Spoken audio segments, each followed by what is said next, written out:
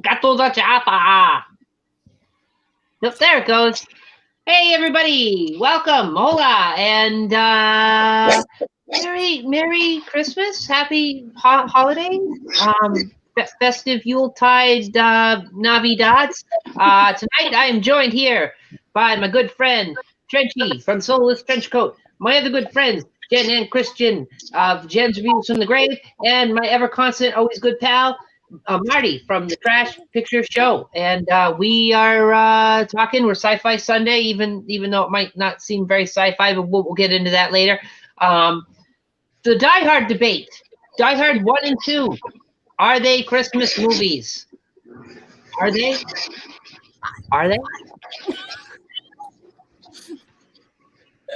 I, Guys, thoughts?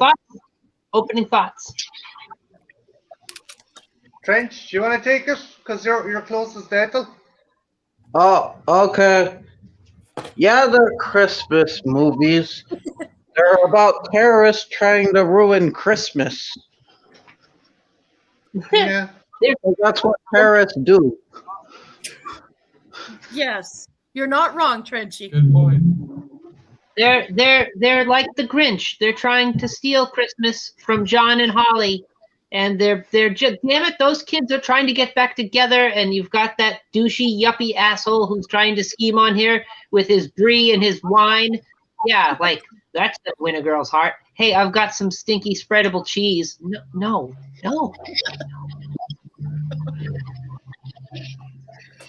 But yeah, Jen, Christian, you guys thoughts on this movie?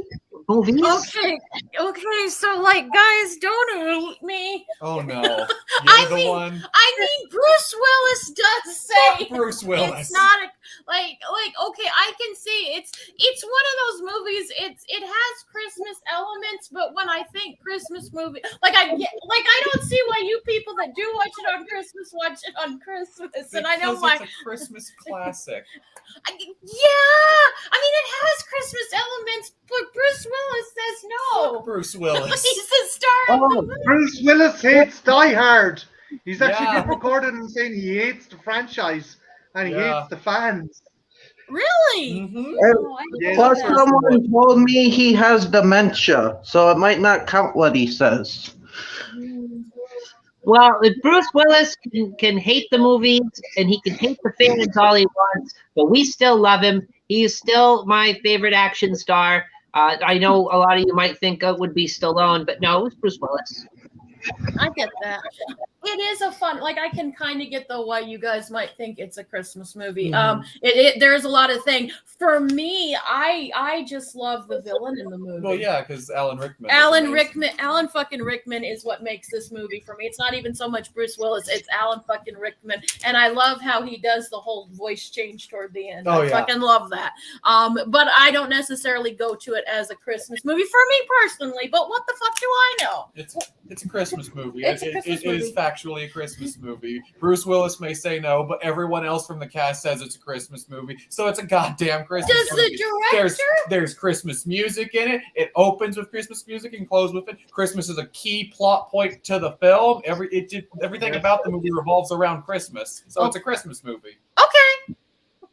But Marty, your thoughts? Die Hard 1, Christmas movie, yay or nay? Absolutely.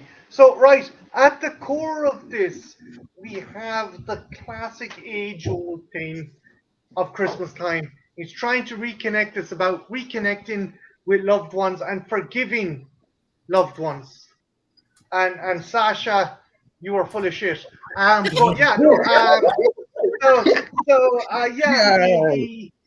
the fact remains, right, that it is the whole kind of, to a certain extent, right, you could, wow, they're back. They're back.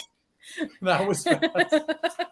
At the core of the thing, you have the classic, struggle of a family man trying to reconnect with his loved ones. And the main plot is driven by Christmas. He gets invited to the Christmas party by mistake. If there was no Christmas party, he wouldn't be there. Also, the terrorists took the opportune time of the season to infiltrate the vault. They knew they it would be easier to access the vault, less security. Well, good for you, Sasha. Good for fucking you. But I said they took the opportunity to assault the vault at this time of the year. They know that they're going to catch the company, they're going to catch the security down with their pants down, and it's just like again, freaking McLean adorns. I like how cold blooded it is. McLean adorns a terrorist he killed with his Santa hat and writes on his jumper, "Now I have a machine gun. Ho, ho, ho." If that isn't festive, I don't fucking know what is. I suppose you have a point there, Marty. Damn right he does. It's a psychological warfare tactic to do these sorts of things, you know, Yeah. because it's making you look incompetent in the eyes of your subordinates, your fellow terrorists. You know, it gets to them because they're going to be like, well, who the hell will do this? It's genuinely a fucked up thing to do to a corpse. Yeah. Equally fucked up thing to do to a corpse is defenestrate it through a window into the windshield of a cop car below. Yeah. Yeah. That's pretty In fucked up. fairness, Al was driving like Ray Charles. Yeah. Al Powell was driving like Ray Charles. Which this is like, aside from Family Matters, this is my favorite role of his. I like that too. Me too. I like that actor He too. shot a kid. That Yeah. always makes it great. Yeah, I've always thought he was very underrated as an actor, and he's Yeah. really good in the movies. Yeah. Like Alan Rickman is the star, and then Bruce Willis. But after that, Like, I like it when he's in the convenience store and he's got the arm full of Twinkies and junk food. He's like, "My wife's pregnant," and the guy's like, "Yeah, right." Sure. When I was looking through for images to make the thumbnail, apparently they have a Funko Pop of him where he's in the convenience store where he's got his arms full of the Twinkies. So if you're a Funko Pop collector, there's that. I wouldn't mind it. Yeah. Shout out to Anyone would like to buy Ethel? Anyone watching would like to buy Ethel that Funko Pop? Pick it up. Ooh. Okay. Christmas is Address- only But I certainly think this is a Christmas movie. I haul it out every year, and I watch it as a double feature with Die Hard 2, which is also a Christmas movie, and we'll get to that too. But many things in this, you've got the setting, okay? You've got the Christmas party setting.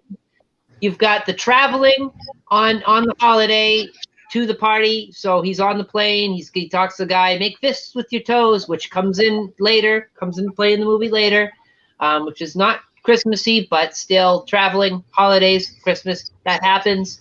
Argyle picks him up, Christmas music. He gets to the party. It's very festive. It's very Christmassy looking. He wants to get back with his family. He wants to reunite with his estranged wife. They had some sort of a falling out over her career, and damn it, he wants to get her back and be back with her and his kids and have the family thing going again. And that's Christmas right there. That's family. And then you've got where he shoots. He has the gun taped to his back with the Christmas tape. Merry Christmas. I mean, that's like, Christmas is lousy all over the place. And then with the explosion at the end, and you've got the papers falling down, it looks like snow, and they got the Christmas music once again. I mean, clearly they were trying to connect this movie with Christmas as much as possible. But couldn't it be argued that this is just an action movie that happens to fall into Christmas? Or It is can that be both. It can be both. The plot, Jen, the plot. Okay, so Trenchy and myself are going to get into an argument about this. You could argue the same point, and I'm not going to totally disabilitate Trenchy's belief in this, but you could argue the same point about Lethal Weapon. However, I approach it, and this is my opinion now, I approach it as in that Christmas, the element of the season itself does not drive the story or the plot of Lethal Weapon, but it does of Die Hard. There's more. You mean there's more Christmas in Die Hard than there is in Lethal Well, Weapon? no, Essentially, not just that. I mean, like for example, you could not really have Die Hard's plot any other time of the year, whereas you could with Gotcha. Lethal Weapon. Okay, Yeah. I see your point. I see No, your- I can actually I see where you're coming from with that, cause Die Hard it revolves around the family getting together for Christmas, and there's an added incentive because the terrorists are trying to ruin Christmas, not on purpose. They're trying to give themselves a good Christmas, but not everybody else.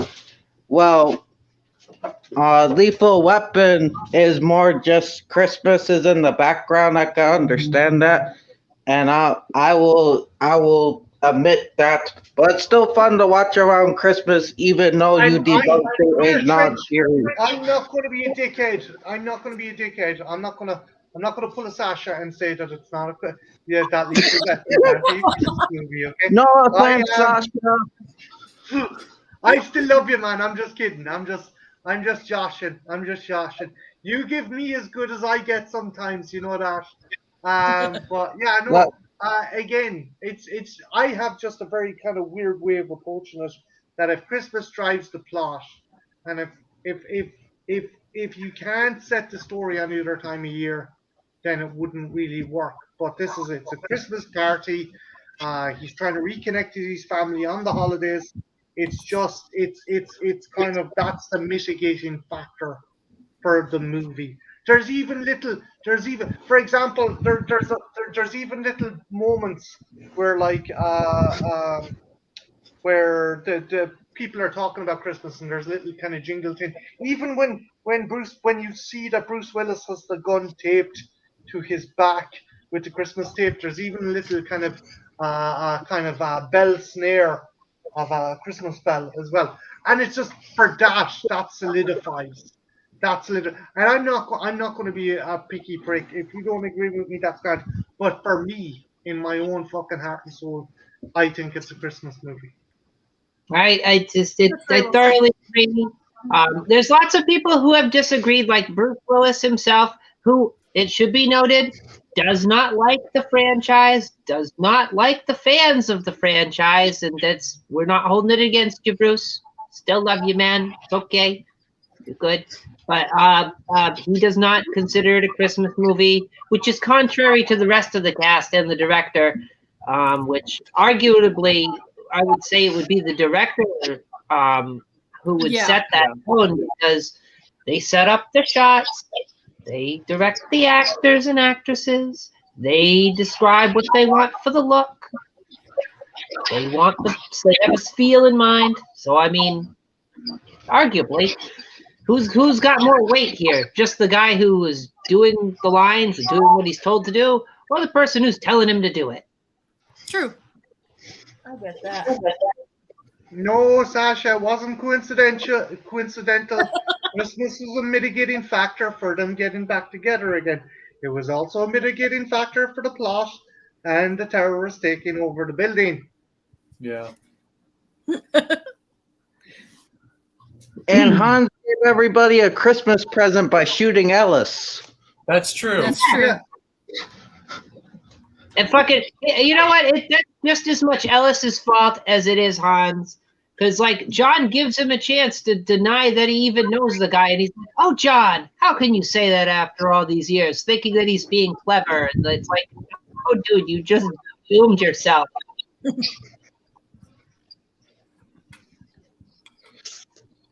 Like, that's a good point. Maybe he does just dislike it now. Because of all the attention he received. It has gone downhill after probably the third Yeah. one. So are no the movies story like goes that. that he was working on Cop Out with Kevin Smith, and Yeah. a bunch of fans came by, and they were like, Die Hard, and Bruce was, fuck that. And Kevin Smith was like, oh, don't you like your fans? No, I like my fans. I just hate Die Hard fans. They're the fucking worst. In fact, I hate the franchise. Those first two movies were so stupid. And it's like, whoa, you dick. That's what gave you a career. Yeah, and a good nice little paycheck. Yeah. Yeah. Yeah, because what before Die Hard, what did he have? He had Moonlighting, and he had that movie where he's the singing cat burglar. Yeah. Oh Yeah, yeah, right. Hudson Hawk. Hudson Hawk. Yeah. Wait, wasn't Hudson- Hudson Hawk after Die Hard? No, I think it was. Was Hudson Hawk before Die Hard? I think I could be wrong. I think so. I think it was a year or two before Die Hard. It was Yeah. like him getting his feet wet with movies. But then I guess that's what you can tell between a horror. Like for me, I'd be a horror, and even if I didn't, it wasn't my thing. If it gave me nice paychecks and the fans, kept coming back, I wouldn't say a fucking word. I'd be like, but that's a true horror. Give me my money and I'll dance for you. Where an artistic person would be like, no, these are not artistic merits. So I guess that's not a maybe, Sasha. Yeah, I'd be walking around. I'd have the Die Hard hat, the Die Hard T-shirt. I'd be walking around, telling people, Tattoos. I My get movie. like Nakatomi Plaza tattooed in my arm. Or you just Die yippee Hard. ki motherfucker tattooed over my balls. I mean, Yeah.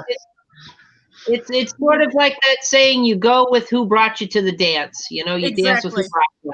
And Die Hard brought him to public consciousness and made him the big star he is. And it's like, don't forsake Die Hard.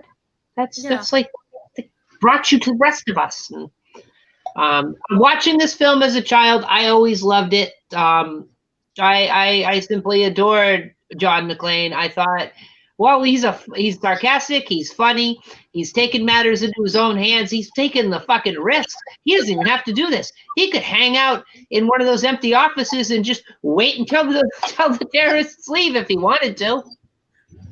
Yeah. But And no, it, he's a yeah, Hudson Hawk was I thought 94.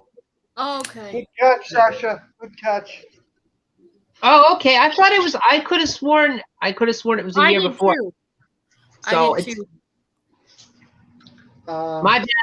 My bad. Sasha coming with the save. Thank you, thank you, Sasha. Thank you for doing that. I Good do egg. like the fact that him and Al's relationship is so good. These guys sound like they've been friends for years, but they never meet until the end of the movie, and they're just on the walkie-talkie. And then you have the fucking dickhead who's the principal from the Breakfast Club. He's like giving him shit and goes, "Look here, mister. There's a lot of people down here covered in glass. Glass! Are you fucking kidding me?" I love that line. I love that glass. I love that line. Glass. Who gives a shit about glass? Yeah. Oh. There's so many good moments in that movie as well. Like John McTiernan, he done this and he done Predator, and they were like A1. Like Ethel, do you remember when they're getting ready for the SWAT team to come through, and like these are hardened mercenaries or hardened terrorists. They've killed people. They've done that, and then you've the little fucking Japanese dude who's hiding behind a confectionery counter, and he looks around really guilty. And he sneaks a fucking Mars bar or a Hershey bar or something where no one's looking. I just like moments like that. You don't have to put that stuff in, but it gives layers. It gives layers and it gives levity to a very tense scene.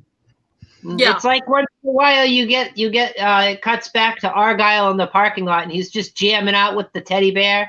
Yeah. Oh, Yeah. That's a cool scene.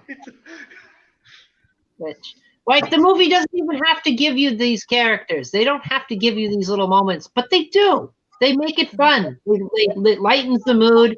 You got John crawling through the air ducts. Now I know what a TV dinner feels like. Yeah. Yeah, John, come to the party. Have a couple of laughs. That's my favorite line of it Yeah. is when he's doing that. Oh yeah, come Even out to if the coast, have some laughs. Hey, well, I do like the dichotomy as well. It gives a bit more layers to the Holly situation. Basically, Holly moved to LA to go with this law firm or this company, right? But John is a New York cop. He's a fucking very gritty New York cop. And that is proven. McTiernan does a fantastic thing, very simple, very clever. When John enters the party, some drunk guy comes over and kisses him on the cheek. And John pushes him away because John's a New York cop. He's not one of these yuppie fucking LA types. And that just solidifies why the relationship broke down. John is not like a fucking California LA type. He is a New York cop, and that is so fantastically done. Mhm. I love it because he wipes his face. He's like, oh, I'm in California. Yeah. It's perfect. It's perfect. Ethel, have you any other favorite scenes or favorite moments or favorite like minute characters?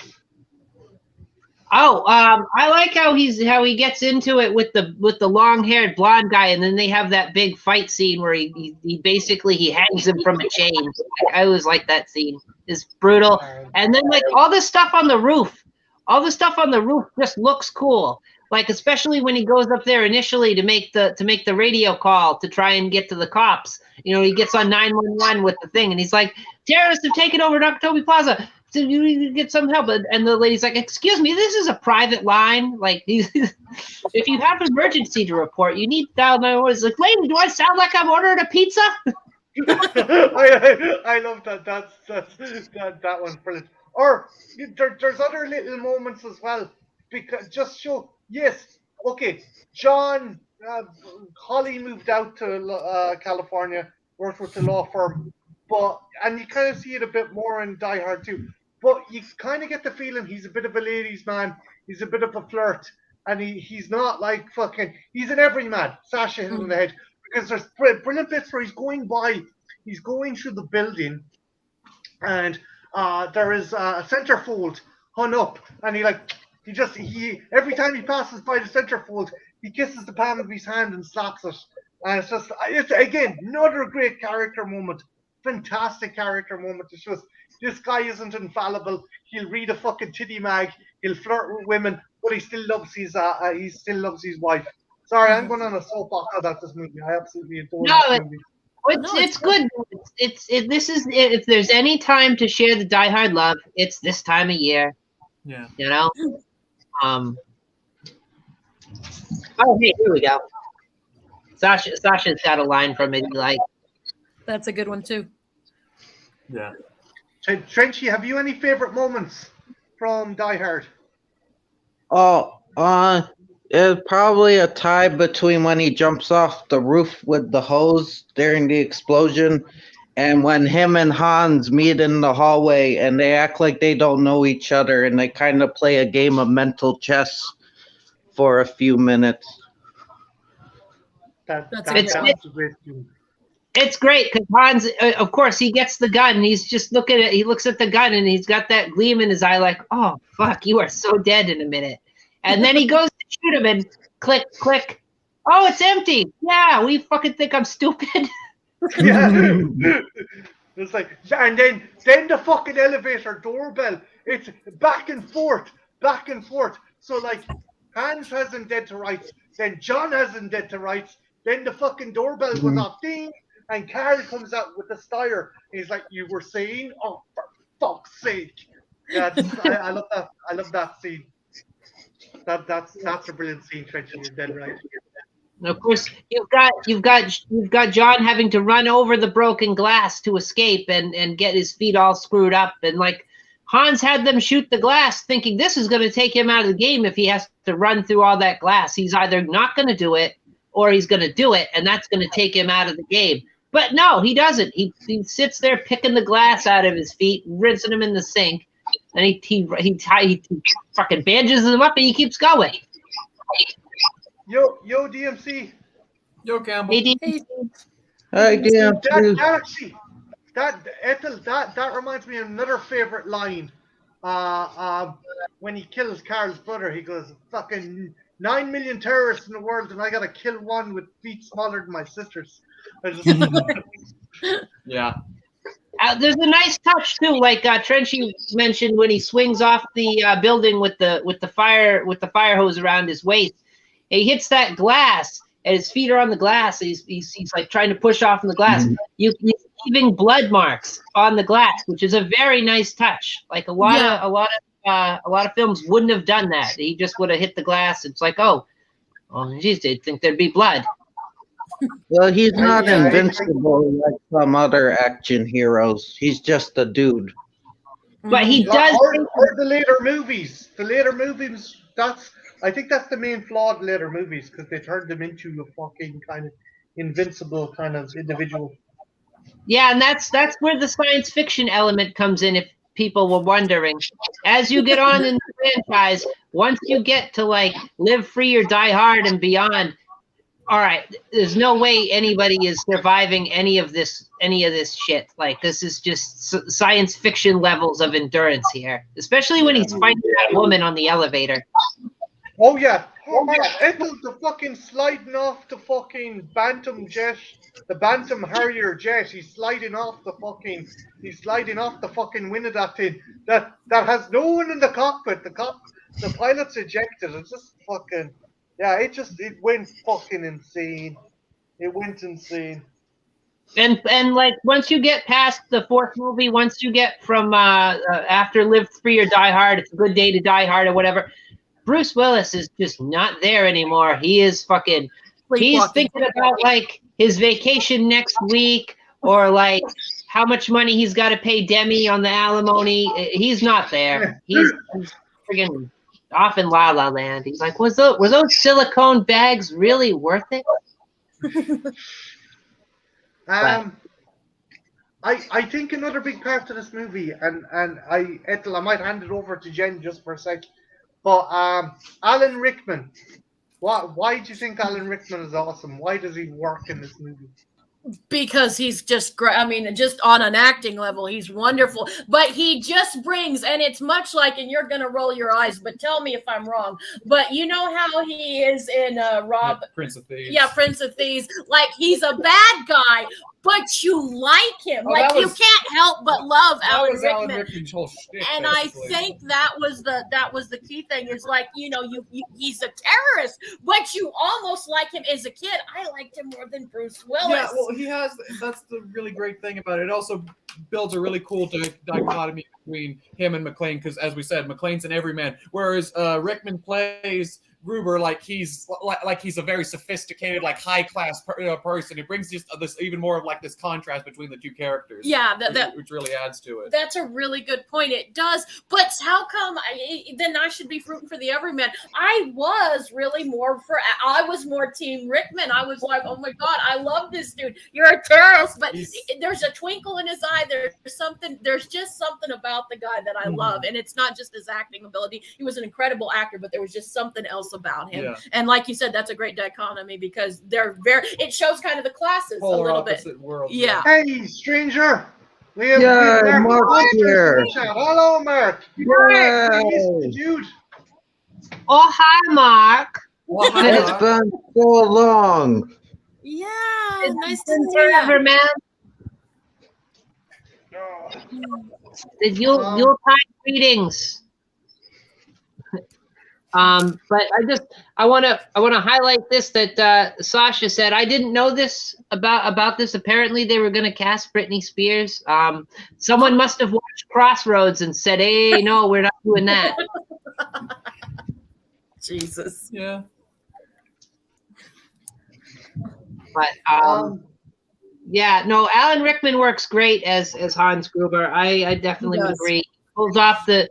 He pulls off the suave, the sophisticated, and it doesn't hurt that he's easy on the eyes as well.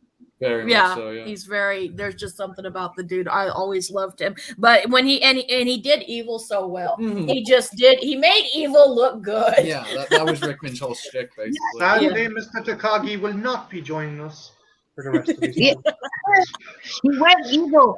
He was evil, but he never went too arch with his performance. Because like some actors, like it's like they'll go way too arch and it crosses into that cartoony level of like twirl my mustache, you know. He can fucking do that really well though. If you watch Robin Hood, Prince of Thieves, he almost goes pantomime with it, but he's still so fucking good. Oh God, I love that. I don't care. It's one of my favorite Alan Rickman performances. I don't care what anyone says. I love that movie. I don't care. Hate me all you want. No, that movie's great.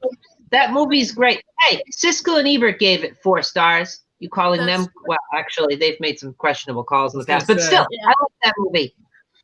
Yeah, but he is almost Marty's right. He is just borderline of that Mustache Sterling in Yeah. the in Robin Hood, but and cancel Christmas. Yeah. Well, I guess that's not enough for a Christmas movie, huh? Prince of Thieves, no. He does say and cancel Christmas. I guess.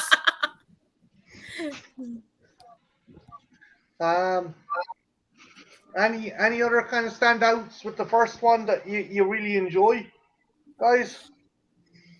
What about you? Because you love this movie. I do really love the movie. Nothing we haven't really gone over. Nothing I can really think of. It's to me like it's one of those very few movies. Like I think it is genuinely a perfect film. I don't think there's really any problems with it at all. I do think it's a great movie. It's kind of how I feel about Speed for an action movie. Like Yeah. that's one of the, and I know you disagree with me on that one, but that's kind of the same. But yeah, thing. no, for me, Die Hard is like up there as one of the very few like perfect action movies. I don't think there's a single thing wrong with it. I get that. I like the two asshole FBI agents. What were their names again? Johnson and Johnson. Yeah. He's and like, just like Nam, huh? And he's like, I was in 4th grade. yeah, I love Robert Davi. Yeah, just like the Mekong Delta. He's like, fuck you, man. I was in the 4th grade. And like, they don't give a shit about the hostages. Oh, I think we'll lose about 20% of the hostages, but it'll be worth it. And then my second favorite line from the movie is the fucking building goes up, the chopper gets taken out, and the principal from the Breakfast Club, who's the chief of police, goes, damn, we're going to need some more FBI guys. Yep. Hey, Moon. Yo, Moon. Hey, Moon. Hey, Ben. Always Moon in the mix. Speed. Here we go. It's actually giving you the info on Speed. It's just some copies. I knew that. I always wanted to bring that up to you because that does have the connection. And he also did Twister and Black Rain. And Black Rain is a criminally underrated action movie. Yeah, John DeBont actually has a pretty interesting filmography. But you don't like Speed. I don't hate Speed. It just isn't for me. I get that. If I'm not mistaken as well, the Bond got scalped by a male lion on the set of Roar. Roar, he did, yeah. He did. He's an interesting dude. Yeah, John DeBont's actually really interesting with a history of the movies he's done and been in. I will say, Black Rain, you're right, Jen. Criminally underrated. Also, probably the best Ridley Scott movie that isn't Alien. Yeah. Would you agree? Or Blade Runner, then Black Rain. I get that. Well, you love Blade Runner. Yeah.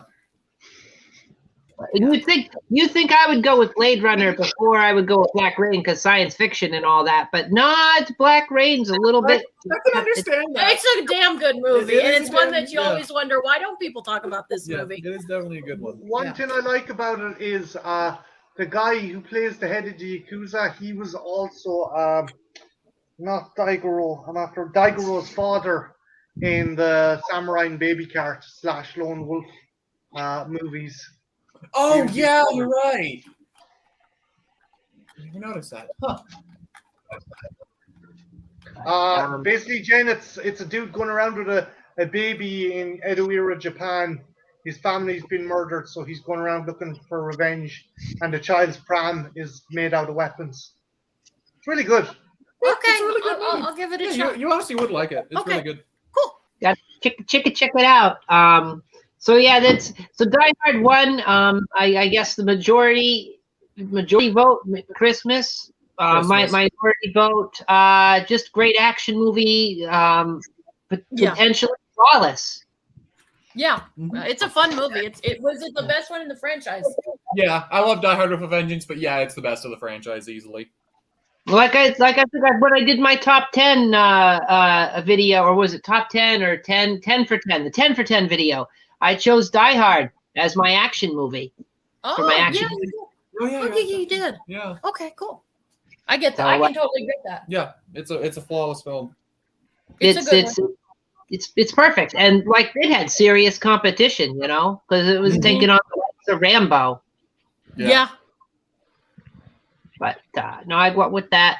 We got Sasha saying something here. What's he saying? Pop that up on the thing there. It took me 8 hours to make my custom sleeves for all the Die Hard films. Oh, Sasha, do you know what you should do? You should put a couple of sprigs of holly at the corner of the sleeve. Just Yeah. Maybe reindeer, just to solidify. You know what? Replace John McClane with Santa Claus while you're at it. Yes. well, I had to resist. In fairness, he almost is Santa at this stage, fucking climbing Yeah. down vents and tubes with a big bag of explosives for children. You know, Which- I don't know. That's another underlying connection. He's not a chimney, but an air duct. Pretty much the same thing as Same if thing. you're. That's true. That's what Santa Claus does. I had to resist the urge while making the thumbnail to put a goofy Santa hat on John. I got him in his bare feet, though. Got him in his bare feet. I got the Christmas sweater. If you look closely at the thumbnail, that's the Die Hard Christmas sweater in the background. Nice. Very cool. Always good. Holly McLean in the corners, you mean, he says. No, could put holly in sprigs her of hair. holly, or maybe That's- mistletoe. That's another connection. His wife's name is Holly. Yeah, It's funny because it's like Marty's McLean and Sasha's Hans, and they're battling it out. Oh God. but I get to I keep can see shoes. that, I get to actually. keep my shoes on. Ethel, do you think part 2? Will we get into talking about part 2? You think part Just 2 about to is- segue into that, Marty. I'd say part 2.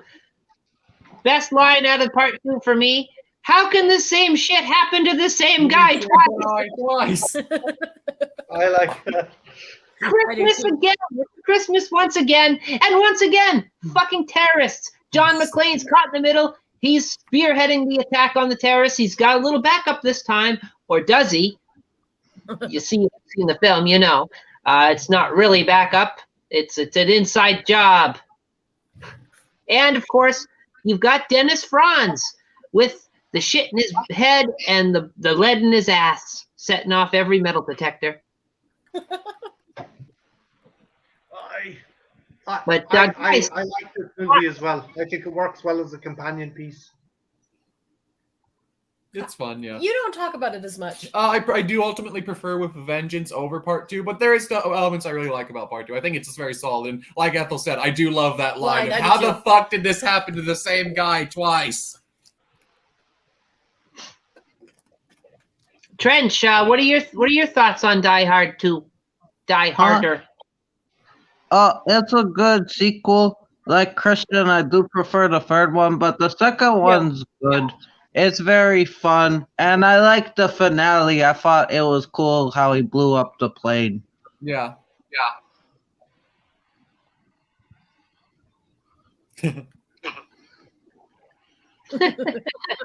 That's a a good great line. one where he's talking to the military guy.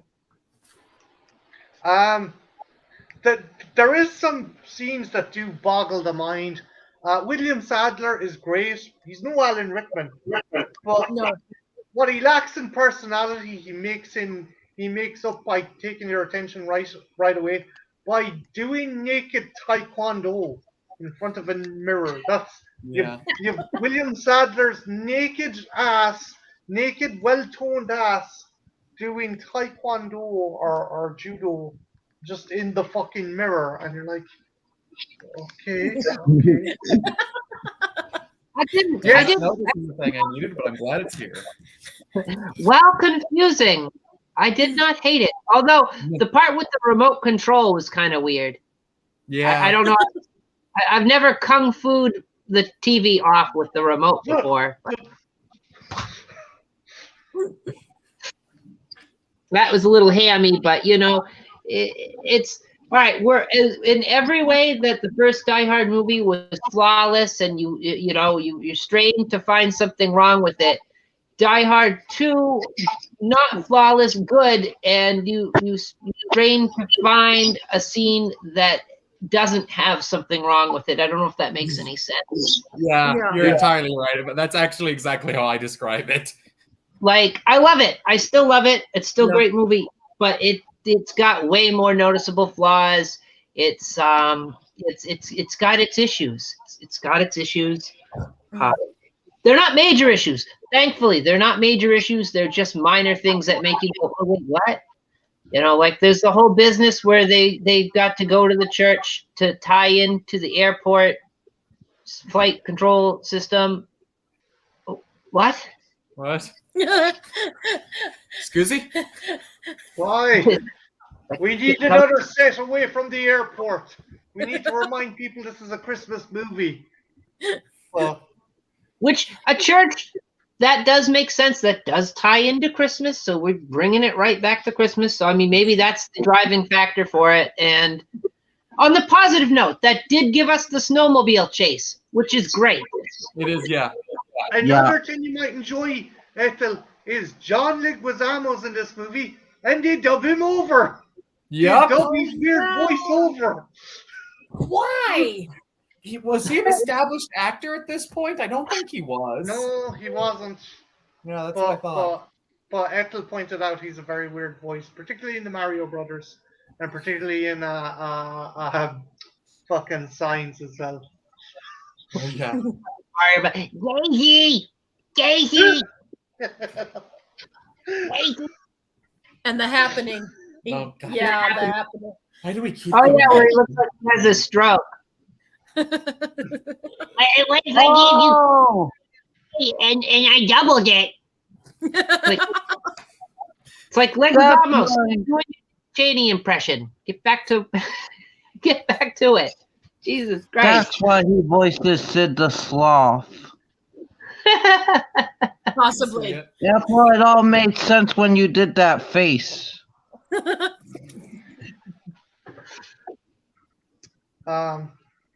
There is some cool stuff in this movie. I like the fact that we get kind of a bit more of a more kind of dare I say a world altering or world affecting plot.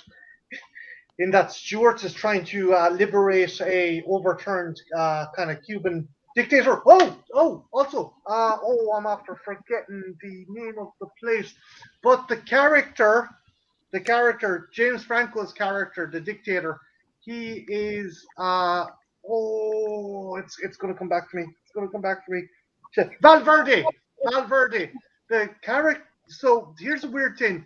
Die Hard 2 may be set in the same universe as Predator because Franco Nero's character is the dictator of a fictional South American country called Valverde, which is the same South American country where Dutch and the commandos went in to rescue the hostages. So a fun fact for you. I didn't know I that. never noticed that. Okay. That's a pretty awesome connection. Also, guys, I would be remiss in my duties if I did not mention the Star Trek connection we have here. Who's flying one of these jets that's in the air that's going to run out of gas because the terrorists want to control and terrorize and crash planes? Why, it's none other than Chief Miles O'Brien himself. Yay! Yay! Irish hero. Killed. Have to give me an English accent. Yeah, It worked, though. it wasn't a bad English accent though. Yeah. Me being I don't- done. Yeah, James Franco is the dictator that they're trying to liberate, Sasha. Wait, Wait. what? Wait. What's wrong, Trenchy? Are we talking about the same James Franco that's in all the Seth Rogen movies, or? Oh no, Franco Nero. Oh, Franco Nero. Oh, I was about to say. I got my names mixed up. It's Franco I was like, Nero. wait, how fucking old is James Franco? What the fuck? No. Apologies about that. I meant Franco Okay. Nero. Apologies. It's okay. You're good. I was The just like, wait, teenage what? dictator. You know, and I would like to point out, of course, we get another great scene in this movie where the snowmobile chase has just happened, And what did John McClane find out? Well, he was damn lucky because he was shooting blanks. Or they were shooting blanks. They were both shooting blanks. Someone was shooting blanks. And to prove his point, he shoots up the police. The police headquarters. I know the cops. Like I pulled on him like that's he's lucky. That was right. He would have been fucking. Good thing it wasn't Samuel Jackson's character. That's all I'll say. Yeah. That one is not a Christmas movie. I wish.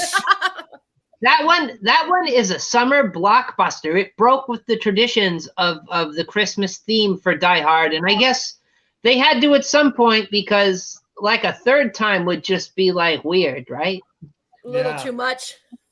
Pushing it. I guess. Yeah, John McClane saying, "All right, that's it. I'm converting to Judaism. I'm done with Christmas. I can't do it any longer. This is not going to happen to me again." And then Dear somehow- Hanukkah, John Twelve Nights of McClane. Hanukkah. That's the deal with some neo-Nazis. Fuck this shit. I'm an God. idiot, okay? I'm a fucking idiot. He'd be crawling through the air ducts in the synagogue. Yay. But no, the second one, it's got its great moments though. You've got all the stuff. You've got the stuff where John's in the plane. He's in the fucking plane, and they throw the hand grenades in there, and then we're stumbling into science fiction territory. How does he not die from doing this? He ejects himself while on the ground. What? Yeah. Huh? The shit. Okay. That was cool. It was cool, but he's gonna break every bone in his body and he's gonna face plant into the ground in real life. But yeah, I like that scene, but it's definitely seen the stated as well because of that effect where John's just like fucking going up from the explosion. That's kind of what was that green screen, Ethel? Oh yes, that was most certainly green screen or potentially blue screen. Pick your color of screens. But yeah, that was him being shot from above, lying in the chair like on his back with the blue screen behind him. Ah! I mean, it's still better than the end of Ninja Turtles 3 where the guy falls into the water and implodes. That's true. Yeah. Not wrong about that. I like Robert Patrick turning up in the movie. Yeah. Hey, what do I Yeah. look like, asshole? A sitting duck, and he just fucking pops one of the SWAT team in the head. And it's like two guys take out an entire SWAT team. Oh, that was a cool scene. Have you seen this one, Jen? Yeah, I think so. Maybe. The airport gets taken over. It's That's Christmas right. again. Yeah. Have I prefer 3. Yeah. I think Yeah, I'm I with think that's the Christian general and Christian. consensus. I prefer 3. I've never met anybody that prefers 2 over 3, honestly. Yeah. I'm sure they exist, but I've never met them. It's weird because usually with how these things go, the third one is considered the worst, and the second one is usually redeemable. Whereas Yeah. this is Vice the second. versa. At least for the time being, the second one was considered the worst. That was before we had Live Free or Die Hard or Die Hard another day next week when you're wishing you weren't on set. Yeah.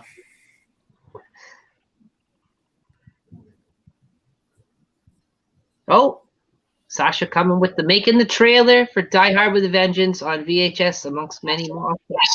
Cool. Oh yeah, you're right, DMC. That was a fun little aspect of the third one. Is Simon Says. Yeah, I like that one. Yeah.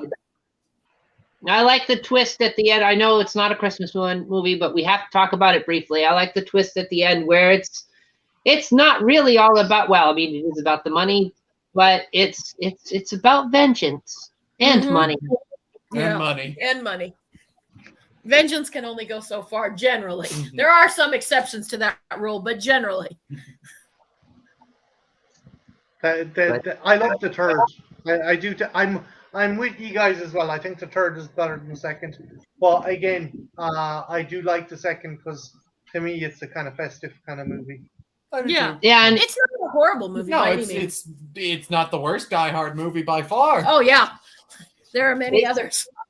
it does have a few parts in Die Hard 2 where it does drag, and it hurts me to say that, but there are a couple Yeah. parts that it's like, man, this is not the wild pace of the first film where it's like you're just constantly kept entertained. Something's happening every minute, and it's not like overwhelming because it's, you know what I mean? Hmm. Because like you'll have some action movies where it's constantly, the camera's constantly moving, something's constantly exploding. You've got Transformers transforming rapidly in front of you at nonstop rate. You don't even know what you're looking at. Is it a transformer? Is it a screensaver? Who knows? But something's happening. ADD is in overdrive. Distraction. This movie, no. And in the first one, it was constantly things happening, but everything made sense, and it wasn't always an action scene. This Yeah. one, your action scenes are your only action. The rest of it is a lot of exposition and a lot of like John going over here, John going over there. Are the terrorists going to crash this plane here, or who has control of over the airport now? What's going on? Like that's what a lot of it is between the action. There is some other, like, again, Colonel Stewart's not as good as Rickman, but interesting. Christ, I forget the actor's name.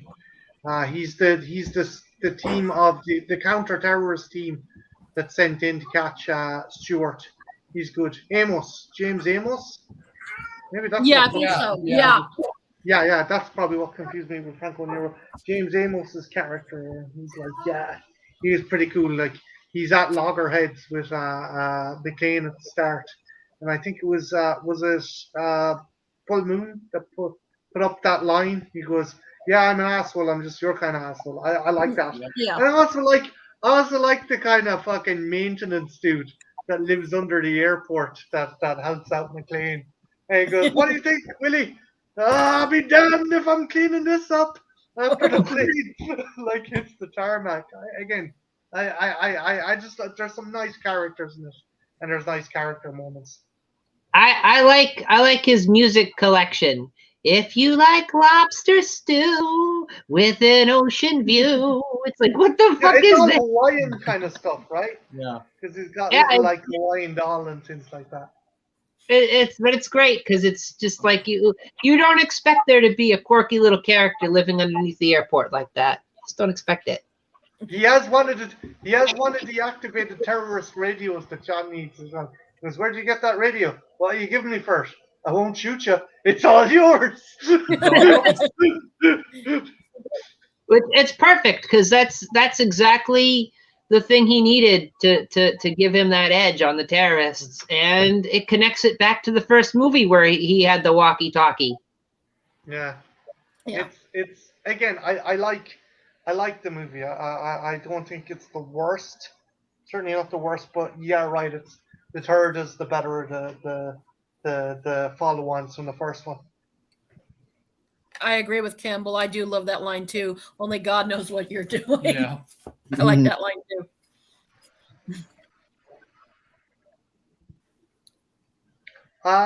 Ethel, did we bring up the television edit yet? I think we should because there's a funny line in the television edit. Would you like to take it? Do you know what? I think we should let Trenchy take it. Huh? Trench. Oh no, Tell us you what- introduced me to it. You take it. No, I insist you take it. I think you should take it. Oh, well, there's a scene at the end when he blows up the plane. Instead of saying "Yippee-ki-yay, motherfucker," he says "Yippee-ki-yay, Mr. Falcon." But the thing is, the voice they dubbed him over with sounds like they're doing an Arnold impression. Yep.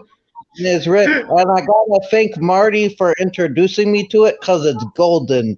It's fucking amazing. I haven't seen it. Oh, I'm showing it to you after this stream. It is hilarious. Okay. The voice does not match Willis's voice at all, and there's a couple of them. Like as I was saying to Ethel about earlier on, fucking Sifowitz's kind of the argument he has with Sifowitz. Ethel, what's that line again? I can never remember it. What sets off the metal detectors first? The shit in your brain or the lead in your ass? And then of course they flip flopped it for the other way around. Yeah, it's weird, and again, as you said before, Ethel, as well, the line in "With a Vengeance," Samuel L. Jackson says that one's brilliant as well. There's a Samuel L. Jackson in Die Hard with a Vengeance when they're in the cab. He calls Bruce Willis a racist melon farmer instead of a motherfucker, which is it's great. It's like what? I love bad TV edits. Like, for example, The Big Lebowski.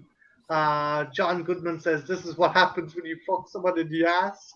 And then for the TV version, they changed it. "This is what happens when you go skiing in the Alps." Yep. I always like the TV edit for Wedding Crashers, where instead of saying Jesus Christ, he says cheese and rice. Oh, God. Yeah. Oh, Scarface. This town's like a big pussy, just waiting to be fucked, and he changes it. This town is like a big chicken, just waiting to be plucked. It's like, I have had it with these mother-loving snakes on this Monday to Friday plane. yes, that one's brilliant as well. Oh, Sasha didn't quite understand what this is. When you go skiing in the Alps. No, I think Sasha actually has the right version. I might have misquoted it, but yeah, Oh, when you find okay. it, my fault. That was a good catch, Sasha. I'll concede defeat on that one. Sasha earning the big points tonight. I don't know who's keeping score at home, but it did. Yeah, he winning his getting his licks in, correcting this, standing by. Ethel, what other movies do you think are secret? What would you say are secret kind of Christmas movies? Secret hidden Christmas movies, and the concept for this, because it's not explained very well in the thumbnail, is or in the description, I don't know, but movies that aren't really Christmas movies, but they've got enough of a Christmas essence to them that you're gonna pull them out every year. I would throw Edward Scissorhands up for the block. Yeah. Because Oh yeah. while it has the Christmas stuff in it, most of the movie takes place during the summertime and the fall. But yeah, it definitely has a very Christmassy feel, especially at the end. And you've got Winona Ryder kind of dancing underneath the snowflakes there, and it's Edward Scissorhands making a nice sculpture. Good old It Edward. is kind of a nice Christmas fairy tale in a way. It is, yeah. Also, I also put and it's definitely not as much of a Christmas feel to it, but I also put Child's Play in this category. For sure. Yeah. I would agree. Because as you watch, like when the Lakeshore Strangler is chased into the toy store, there is a big plastic Christmas toy soldier in the background.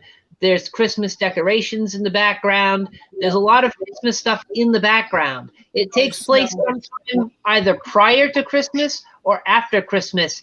And Andy's birthday, he gets presents for his birthday, which feels like Christmas. And I always, in my mind, I always think, oh yeah, it's Christmas and he's getting presents. And then when you start watching the movie, you're like, oh no, it's his birthday. But it just happens to be near Christmas. But yeah. Child's Play, secret hidden Christmas movie. And it's having a child who has a birthday a couple of days before Christmas. That does happen to some people. Sometimes some people have birthdays right before Christmas, so that's more common than you might think. Yeah. One thing you notice, and it kind of does back up, and I'll kind of fucking give trench on it. Anything by Shane Black. Shane Black tends to set a lot of these action comedies, be it Lethal Weapon, be it The Long Kiss Goodnight, even fucking Iron Man 3 is set around Christmas time. Yep. So Nice Guys, with Russell Crowe and Ryan Gosling. That's set around Christmas. So yeah, there's I think if you're doing a Shane, I miss fucking the Predator wasn't set around Christmas time, but that's neither here No, nor that's around Halloween. any fucking time. But that's neither here nor there. But yeah, Shane Black seems to have some kind of affinity with setting these action movies around Christmas time. Trench, do you have any hidden Christmas movies? I have a couple more, but do you have any you'd like to put up for consideration? Well, these ones, well, Lethal Weapon, obviously, and I guess this isn't really disputed because most people agree, but Batman Returns is definitely yeah. a Christmas That's a good movie. choice. Yeah. Yeah, that one I would say is more of an overt Christmas movie disguised as an action film than it is a hidden Christmas movie because things are central to the Christmas season, you know. Yeah, you even have a penguin as the villain. Like it's winter themed, but also all the big events happen like at Christmas, like when they kill the Christmas Queen to frame Batman at the tree lighting. Mhm. Yeah, and you've got Max Shrek's party, which is a Christmas party. You've got the mistletoe. You've got that line: mistletoe can be deadly if you eat it, but a kiss can be just as deadly if you meet it, which is great. Great line. Great Christmassy, twisted romantic line. Okay. Yeah, doesn't she hold the mistletoe over them when she does the taser kiss? Or am Yeah. I? Yeah. Yep. Mhm. Yeah. Yep. Good choice. And you've got you've got the backstory of the penguin happens before Christmas is when he gets abandoned into the sewers. Brian brings up a good one. Eyes Wide Shut. That Nothing was like a mine. sex cult orgy for Christmas. That was La mine. la la la la. That was mine. That was gonna be mine. Thanks, Brian. Of course, that was going to be the one you. It's like Yeah, you're pretty much. receiving a different kind of package for Christmas this year. The best kind of package, if you ask me. Tom Cruise's? No, not Tom Cruise's, but you know, a package from someone you love. It's a beautiful thing. Okay. Granted, you could use it all 360 days of the year, but you know, it's nice if you put a dick in a box and Do wrap they it up. love each other in that movie, really, though? It's debatable. Like a lot of that movie was just like, oh, they go out together in real life. Let's have them be in this movie couple in fiction. Like as the audience, why should that matter? Why should we care about that? Yeah. Ethel, define irony.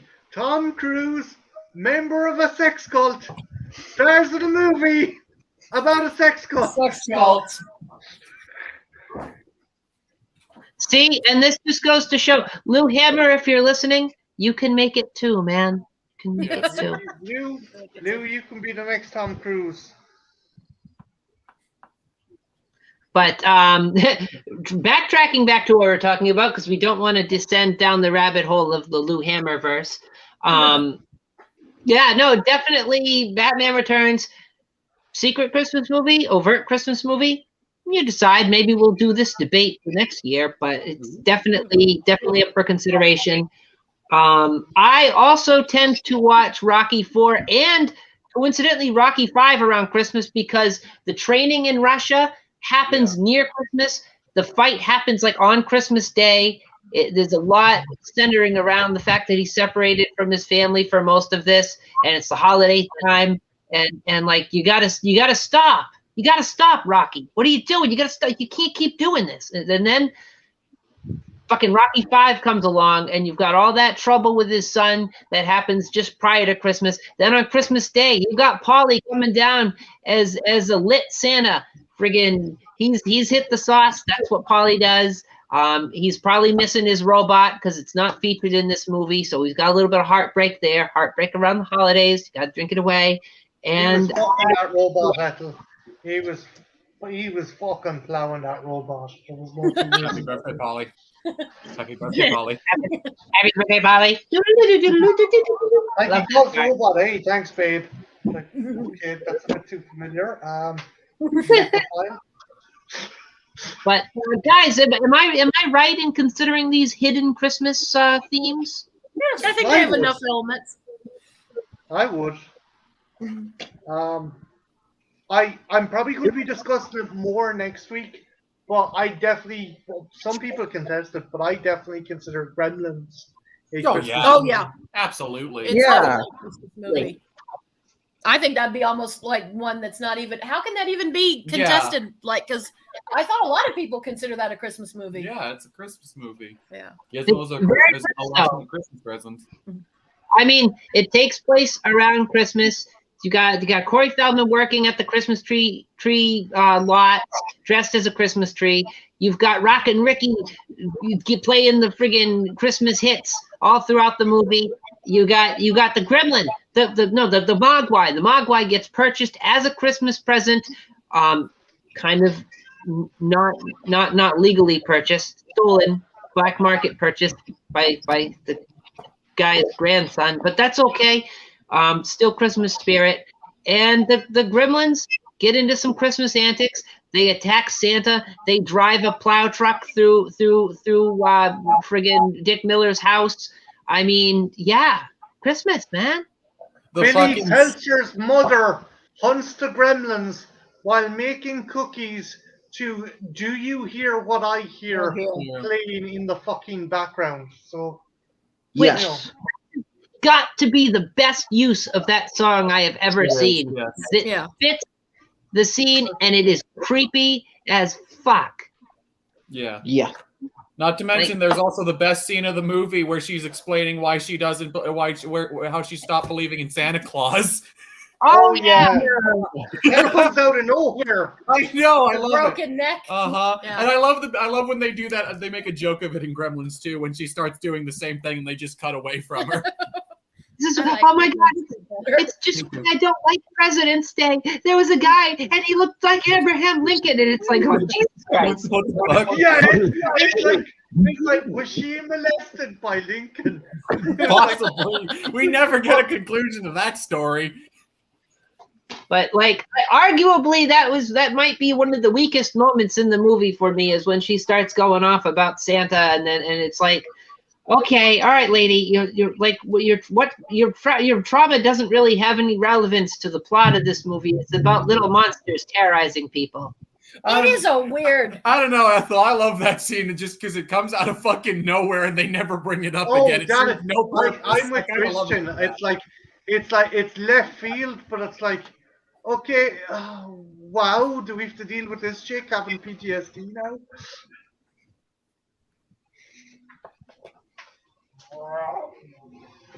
This sounds like code for having to go smoke one. Yeah, it does. Save Actually. Frosty. He's gone to get Bob Marley's autograph.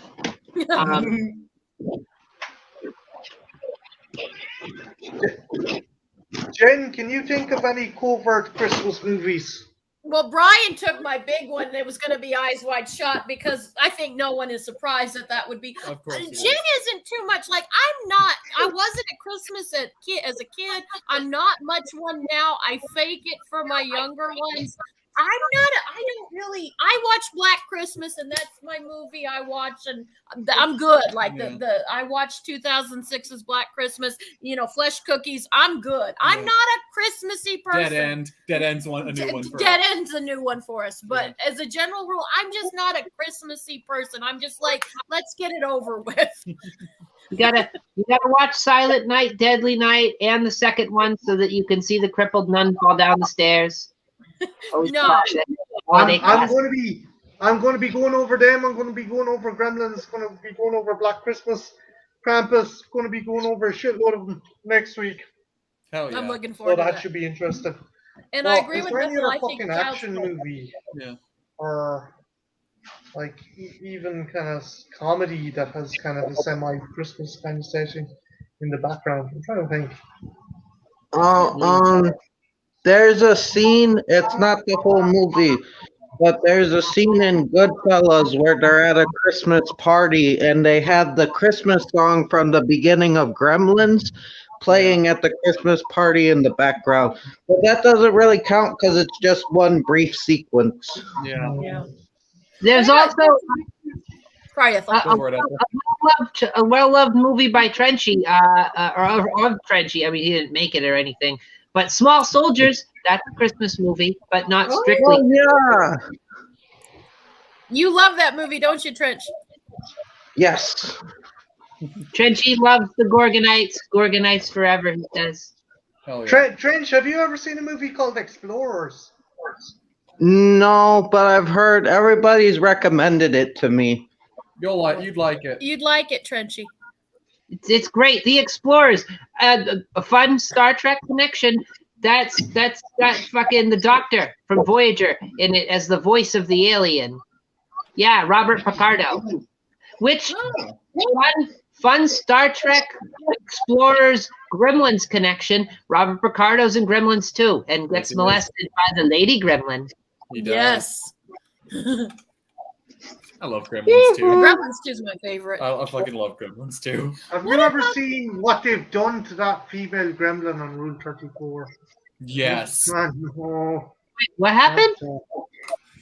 There's a site called Rule 34, and Rule 34, if it exists, there's porn of it, and there's like 15 pages. I was looking up Lady Gremlin for a thumbnail, and I got redirected to Rule 34, and I'm like, and like some of them make her stacked. I mean, fucking stacked. I'm like, wow, what the hell? I don't know why the internet has to bad touch everything. Because it's the internet. Because it's glorious. I'm all about this. Yes. I swear, if the internet was a book that you could pick up and read, like half the pages would be stuck together. Yeah. Yeah. I agree with that. Yeah.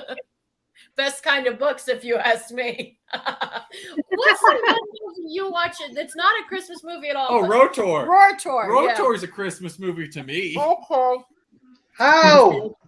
Okay, so HBO used to play Rotor all the time during December for a couple years. So it just became a Christmas tradition for me. And I thought I was weird, but apparently other people also do this, of watching Rotor on Christmas Eve. It has nothing to do with Christmas, but... Is it Apocalypse Now that some people watch at Christmas? There's another one that John Voight, because another actor talks about watching. Please tell me it's Deliverance. No, it's not Deliverance. It's not a. It's a movie you like, and it's a. What's it about, Jen? I can't remember. I like a lot of Christopher talks about it in a thing he does, and they go, "That's very weird," and it's John Voight. I think I want to say it's Apocalypse Now. Maybe, yeah. It probably is, where some people watch that as a Christmas Eve movie. Yeah. Trying to think, I feel like there's more that I'm just touching on. I should have made a list, but I did not make a list this time. I'm gonna go right. I'm gonna movies set during Christmas. One that I think is super underappreciated, not many people talk about it, is Tangerine. Tangerine's a really excellent movie about two transgender sex workers who are on the streets of LA during Christmas Eve. It's actually a really good, like, kind of black comedy. Yeah, that one's really good. It's on Tubi, I believe, actually. I might watch. I gotta check that out. It's really good. Trading Places, Ethel. Oh, Trading yeah. Places. Oh. But some people I've heard say it's more of a Thanksgiving movie. No, Trading Places it's both, but it's more, I think of it as Christmas. Okay. Yeah. It's a good Oh, I one. watch it. I watch it around Christmas time, even though it doesn't have anything to do with Christmas, really, but it's set in the winter. Uncle Buck. Oh Yeah, that's a good one. yeah, that is. I Yeah. can see being a Christmas movie. It's a sweet movie. Mm-hmm. Yeah, it's about family and oh shit, sorry Marty, go ahead. No, it's your stream. Sorry, I'm being a complete fucking. No, you're good. You're good. I was just saying it's Uncle Buck. Uncle Buck, you know, you've got sort of this arguably down on his luck loser kind of member of the family, Uncle Buck, and they have no one else to turn to, so they have him babysit their children, and he ends up doing a pretty damn good job for being somebody who's not supposed to be good at anything, supposed to be a screw up, and it's heartwarming. It takes place during the winter, and I don't know if there's really Christmas per se in it, but it has that feel for me. I don't know why. And it does have a kind of another Christmas connection because Macaulay Culkin is in it, Yeah, and he he's in is. Home Alone. So, and I think that's kind of where people started to notice him. It came before Home Alone, if I'm mistaken. that came out before Home Alone. That was the first major Yeah. movie I can think of him in. Macaulay Culkin a lot younger in that film than in Home Alone, or at least he looks a lot younger. Yeah, Um, he was a lot. Standout line for me is when he tells the principal, "Here's a quarter. Go pay a rat to gnaw that thing off your face." That's a real good bit, yeah. 'Cause, of course, she's a super bitch. Get in your mouse and get the hell out of here. Listen here, motherfucker. I'm a child's entertainment. I love that. That's my favorite. Of course, it is. Yeah. That's my favorite part. Our debate where, yeah, he is like, he's a pure chancer, but he does care about the kids, and he is kind of really, he's the archetype of, he's, like, if I was half as cool as Uncle Buck, I'd be delighted with my niece and nephew. But what's it, Jake, Chrissy? If the object of the game was to get the ball close to the pins without knocking them over, you, girl, would be fantastic. Yay! I like that moment. I love it when he threatens the boyfriend. Yeah. Nash. Was it Nash? Is that his name? Yeah. No. Because And of course you've got all those great transition scenes where he's driving the beater around and it's backfiring like crazy. It's just like, that's great. Like the teenage daughter is just mortified to have to be seen getting out of this dump of a car, this fucking shit box, and go to school like that. Who left the cat out? We don't have a cat. Get out here. And of course, who could forget the giant flapjacks? Oh yeah, Yes. with the snow shovel. Yeah. But that always grossed me out because sometimes slow shovels get into dirty stuff if you Yeah. got pets, and I always thought, ew. Yeah, it's a little He gross. probably cleaned us. Oh yeah, but as a kid, I just was like, no.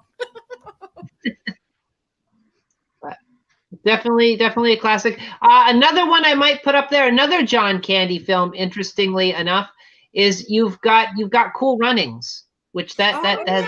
Yeah, I can see that. Jamaican bobsled team, man. Oh, and wasn't there that? Oh, is it a Thanksgiving movie or the other one where he's on the plane and he ends up rooming with That's Thanksgiving. Thanksgiving? Trains, planes, and automobiles. Yep. Yeah. If this was a Thanksgiving stream, I would also be putting up Dutch for consideration. Oh, I do that. love Dutch. Dutch. You still haven't seen it, have you? No, I've still never seen Ed that. O'Neill. I love that Cool. movie. That's on my list to watch this year. Or next That Friday. would be great. You could even say it's a Christmas movie because it has snow. Like, it has kind of like that Christmas feel. Okay, to I it, might kind squeeze of. it in this year then. You'd like it, dude. I Ed think- O'Neill's great in it. Okay, cool. And the kid's cute in it too. Nice. Which Is I- that the one where it's a pain in the arse to bring the kid back? Mhm. Yeah. Yeah. Ed O'Neill's great in it. I Which think he great shoots him in the arse with a BB gun. Sorry, Ethel, I'm doing it again. No, I'm just saying Ed O'Neill, of course, great actor. It's a shame that while solidifying his career, it sort of bogged it down with Married with Children. Kind of took he could have been a great movie. He could have been a great film actor versus television actor if he wasn't so successful on Married with Children. But oh well, what we could have had but didn't have. Yeah. But you always enjoy when he does pop in the movie. Yeah, it's rare now, but yeah. I recently discovered a movie, and I was telling Ethel about it, and I told Jen about it the other day. Tokyo Godfathers. Yeah. Sashuni Koan.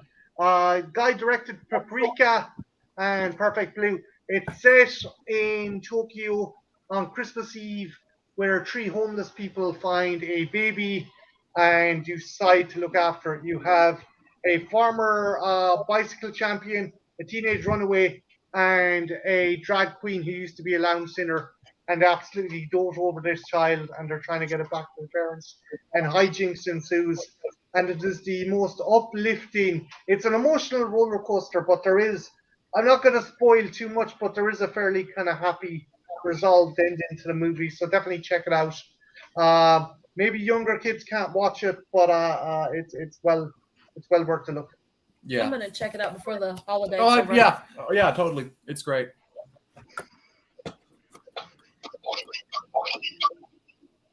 Moon asked a good question. Who here hates A Christmas Story?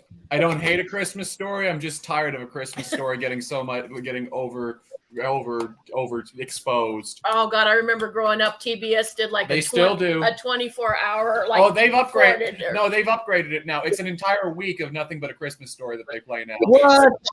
Yeah, yeah. No. I know. I don't hate it either, but it's a little overdone. Yeah. I've seen it, and I'm like, yeah, it's fun, but I don't get the like this is a big like the way I heard it was this is the Christmas movie. This is the ultimate Christmas movie. You got the leg lamp, you have the kid stuck to the fucking pole with his tongue. You have to like, no, you lose your eye. Like, yeah, they're fun and quirky, but I don't see them. I don't know. Maybe it's because I didn't grow up in the States, but I just don't see them as being iconic. Maybe I need some fresh eyes. No, I think- it's not a particular favorite of mine. Actually, I prefer A Summer I was Story. about to say, you're the only person I know that does, but yeah, I prefer A Summer Story. It's weird sequel spin-off thing. I think what the issue is the movie is a period movie. It takes place in the 60s, the late 60s, you know?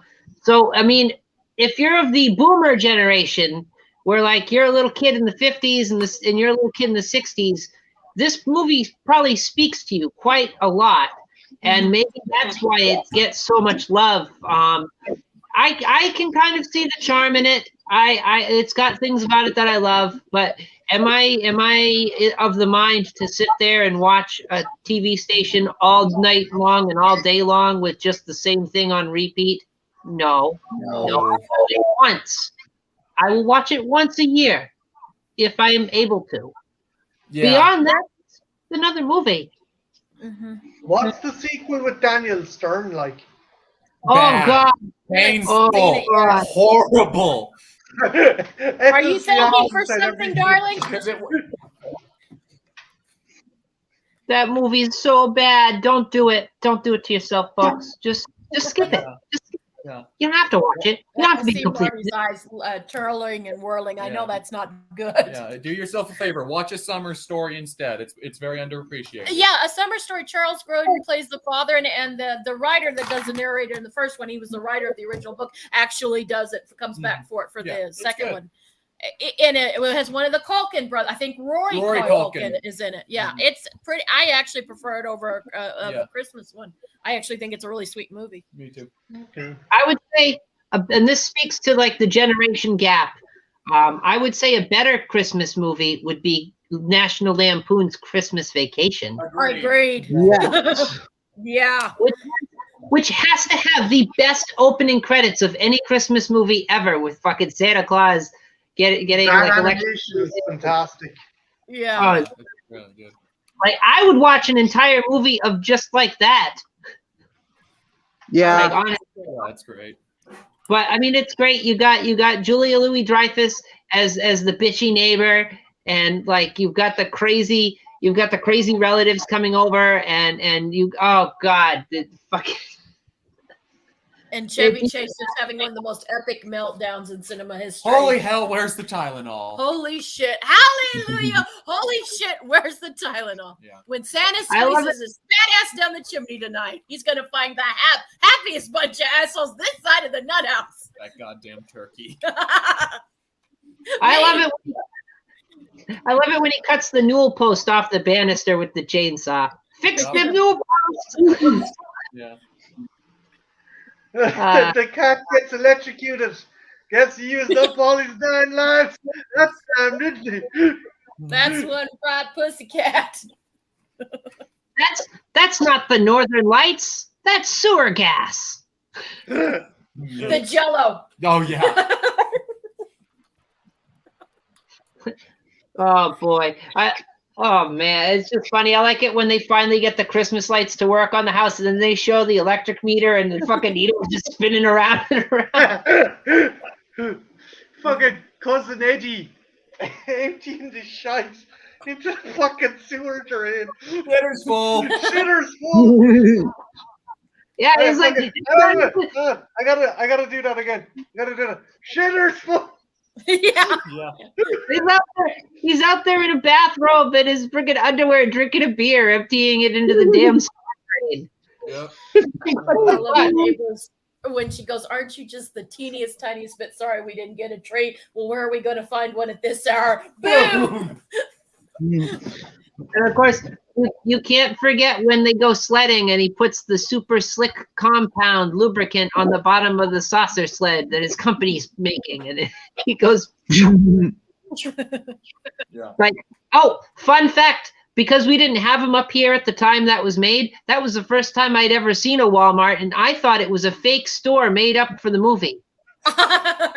You must have been in awe when one finally showed up. Holy hell, it's that thing from Christmas Vacation. It really. I'm like, oh my god, did they make a store named after a Christmas vacation? Like what? It was down the street. I remember it was fancy. We didn't have one, but a few towns over did, and I remember thinking, "Oh, that must be fancy." Brian, it was called A Summer Story. It's just a sequel to A Christmas Story. It was made in the early '90s, and Charles Grodin's in it. It's called A Summer Story. It's a good movie. It is.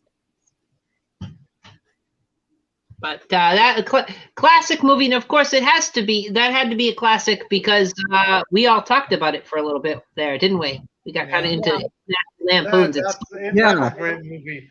I have yet to meet someone who doesn't. My father, who doesn't like anything unless Brian Dennehy's in it, like fucking Christmas Vacation. Yeah. Yeah. I think it's. Yeah. Oh, go ahead, Jen. Go ahead. Sorry.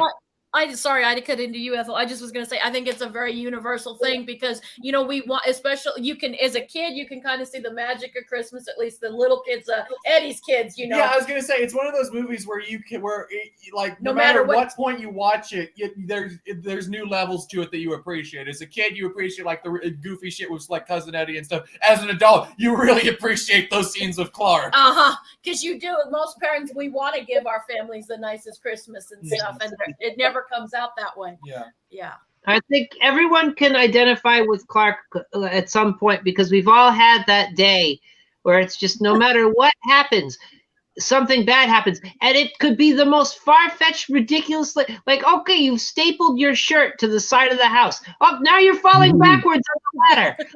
Like you wouldn't think that would happen, but this is the type of shit that happens to people on when you haul in the tree and the sap, like the sap, the wife's hair sticking to it, the book sticking to it. Are you smoking again, Helen? No! What can I say except it's Christmas and we're all in misery? I love that line. I've said that so many times. I know. And he gets trapped in the attic because he's going up there to hide the gift. Oh, it's drafty. Like, get out. Like, who hasn't gone through and looked through either old photos or old movies because there was nothing left to do? You couldn't go anywhere, couldn't do anything. So there's something identifiable for people. We're not wearing dish gloves and a shower cap and trying to keep warm from freezing, but it happens. It's a good movie. Even the snooty neighbors, we have snooty neighbors. We can relate. Oh yeah, we do have snooty neighbors. What's the line he has with the chainsaw? He says it to the neighbor. Oh, she's like, is it the one where she's like, where are you going to put a tree that big? And he's like, bend over, I'll show you. Yeah. You got a lot of nerve talking to me like that, Griswold. I wasn't talking to you.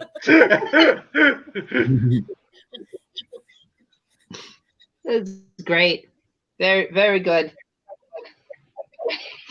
I think that's pretty much everybody from a certain age, at least. That's like everyone. That's what's taken over It's a Wonderful Life for this kind of generation. Yeah, definitely. And I think I speak for everyone. Thank goodness because I personally I can't stand It's a Wonderful Life, and maybe that makes me a bad person. But No, movie. it doesn't. I'll take I something tried else. getting into Christmas via watching it, and I just love. My God, I was telling Jen about it. It was like, yes, and your brother died and the bank closed, but your wife had the worst fate of all. She was an unmarried spinster who worked in a library. Oh my God! God, no! I guess I can't kill myself. As if the fate's worse than death. Like Oh, she you- did her dress all frumpy and shit. Well, it's actually not when the movie originally came out. It was panned by audience and Oh critics. yeah, that alike. movie was hated for years. Yeah, and then it just kind of became a cult thing. Yeah, actually, when it originally came out, most people hated it, and critics thought it was way too overly sentimental. Yeah. I also like there's another movie I like. It's explicitly a Christmas movie. Is The Night They Saved Christmas, where they're gonna destroy Santa because they're drilling for oil. I've never Wait, seen that what? one. I've never even heard of this one. I've heard of it. I don't think I've seen it. Maybe it was The Day They Saved Christmas. It's either The Night They Saved Christmas or The Day They Saved Christmas. Yeah, you got. Fuck, you got you like. All right, well, basically, what the premise is there's a company, and there's a guy. He's got his 2 kids, his family. He's moved up to. Shh. Sorry, the cat's having a bird upstairs.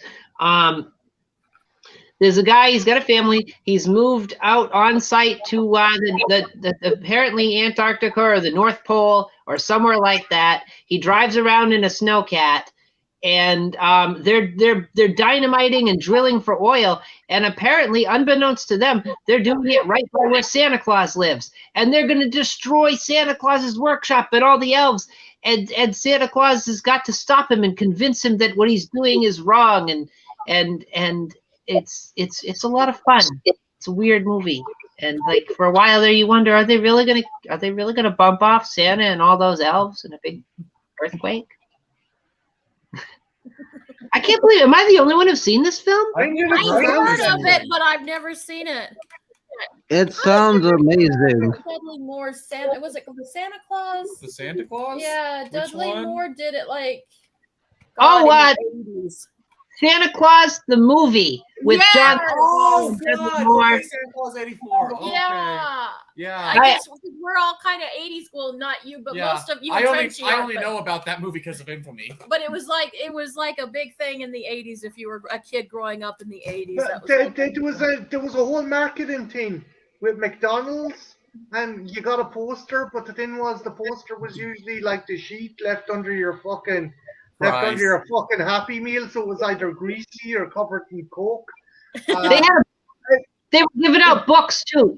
I think you could pay like $1 or something, and they'd give you a book for a movie book, and it was full of pictures from the movie. I have that. I don't know where it is. It might have That's done. awesome.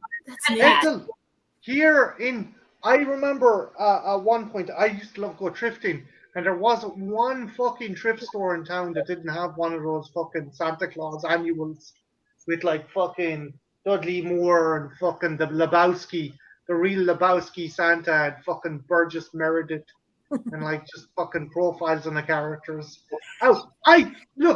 It's sentimental mush, but one thing that saves it for me is John Lithgow for free. Just shit. I like when he's doing that. Dudley Moore's just like, "Oh my God, it's amazing! How do you do that? How do you make your face turn red like that?" For free.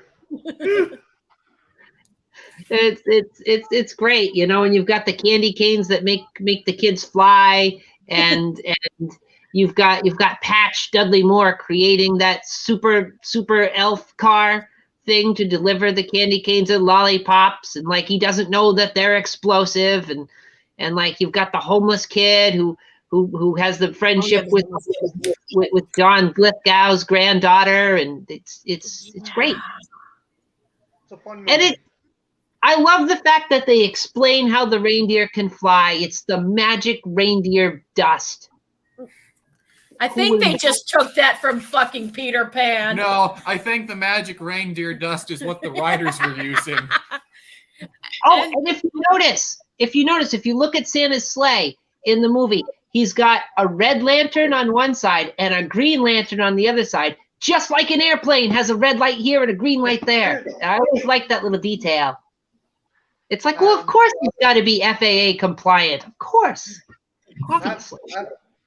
Have you guys ever seen, it's a Judd Apatow comedy with Seth Rogen, Anthony Mackie, and Joseph Gordon-Levitt, and it's called The Night Before.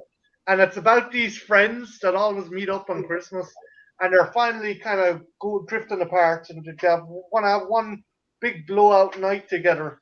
So they get in all these misadventures, and Seth Rogen's character takes shrooms, and it's so fucking good. He takes shrooms, and he's Jewish. He's this Jewish guy who's married to a Catholic girl, and he takes shrooms, but he bumps into his wife and her parents on the way to midnight mass. They're like, come into midnight I've been mass. meaning to see it, but I haven't yet.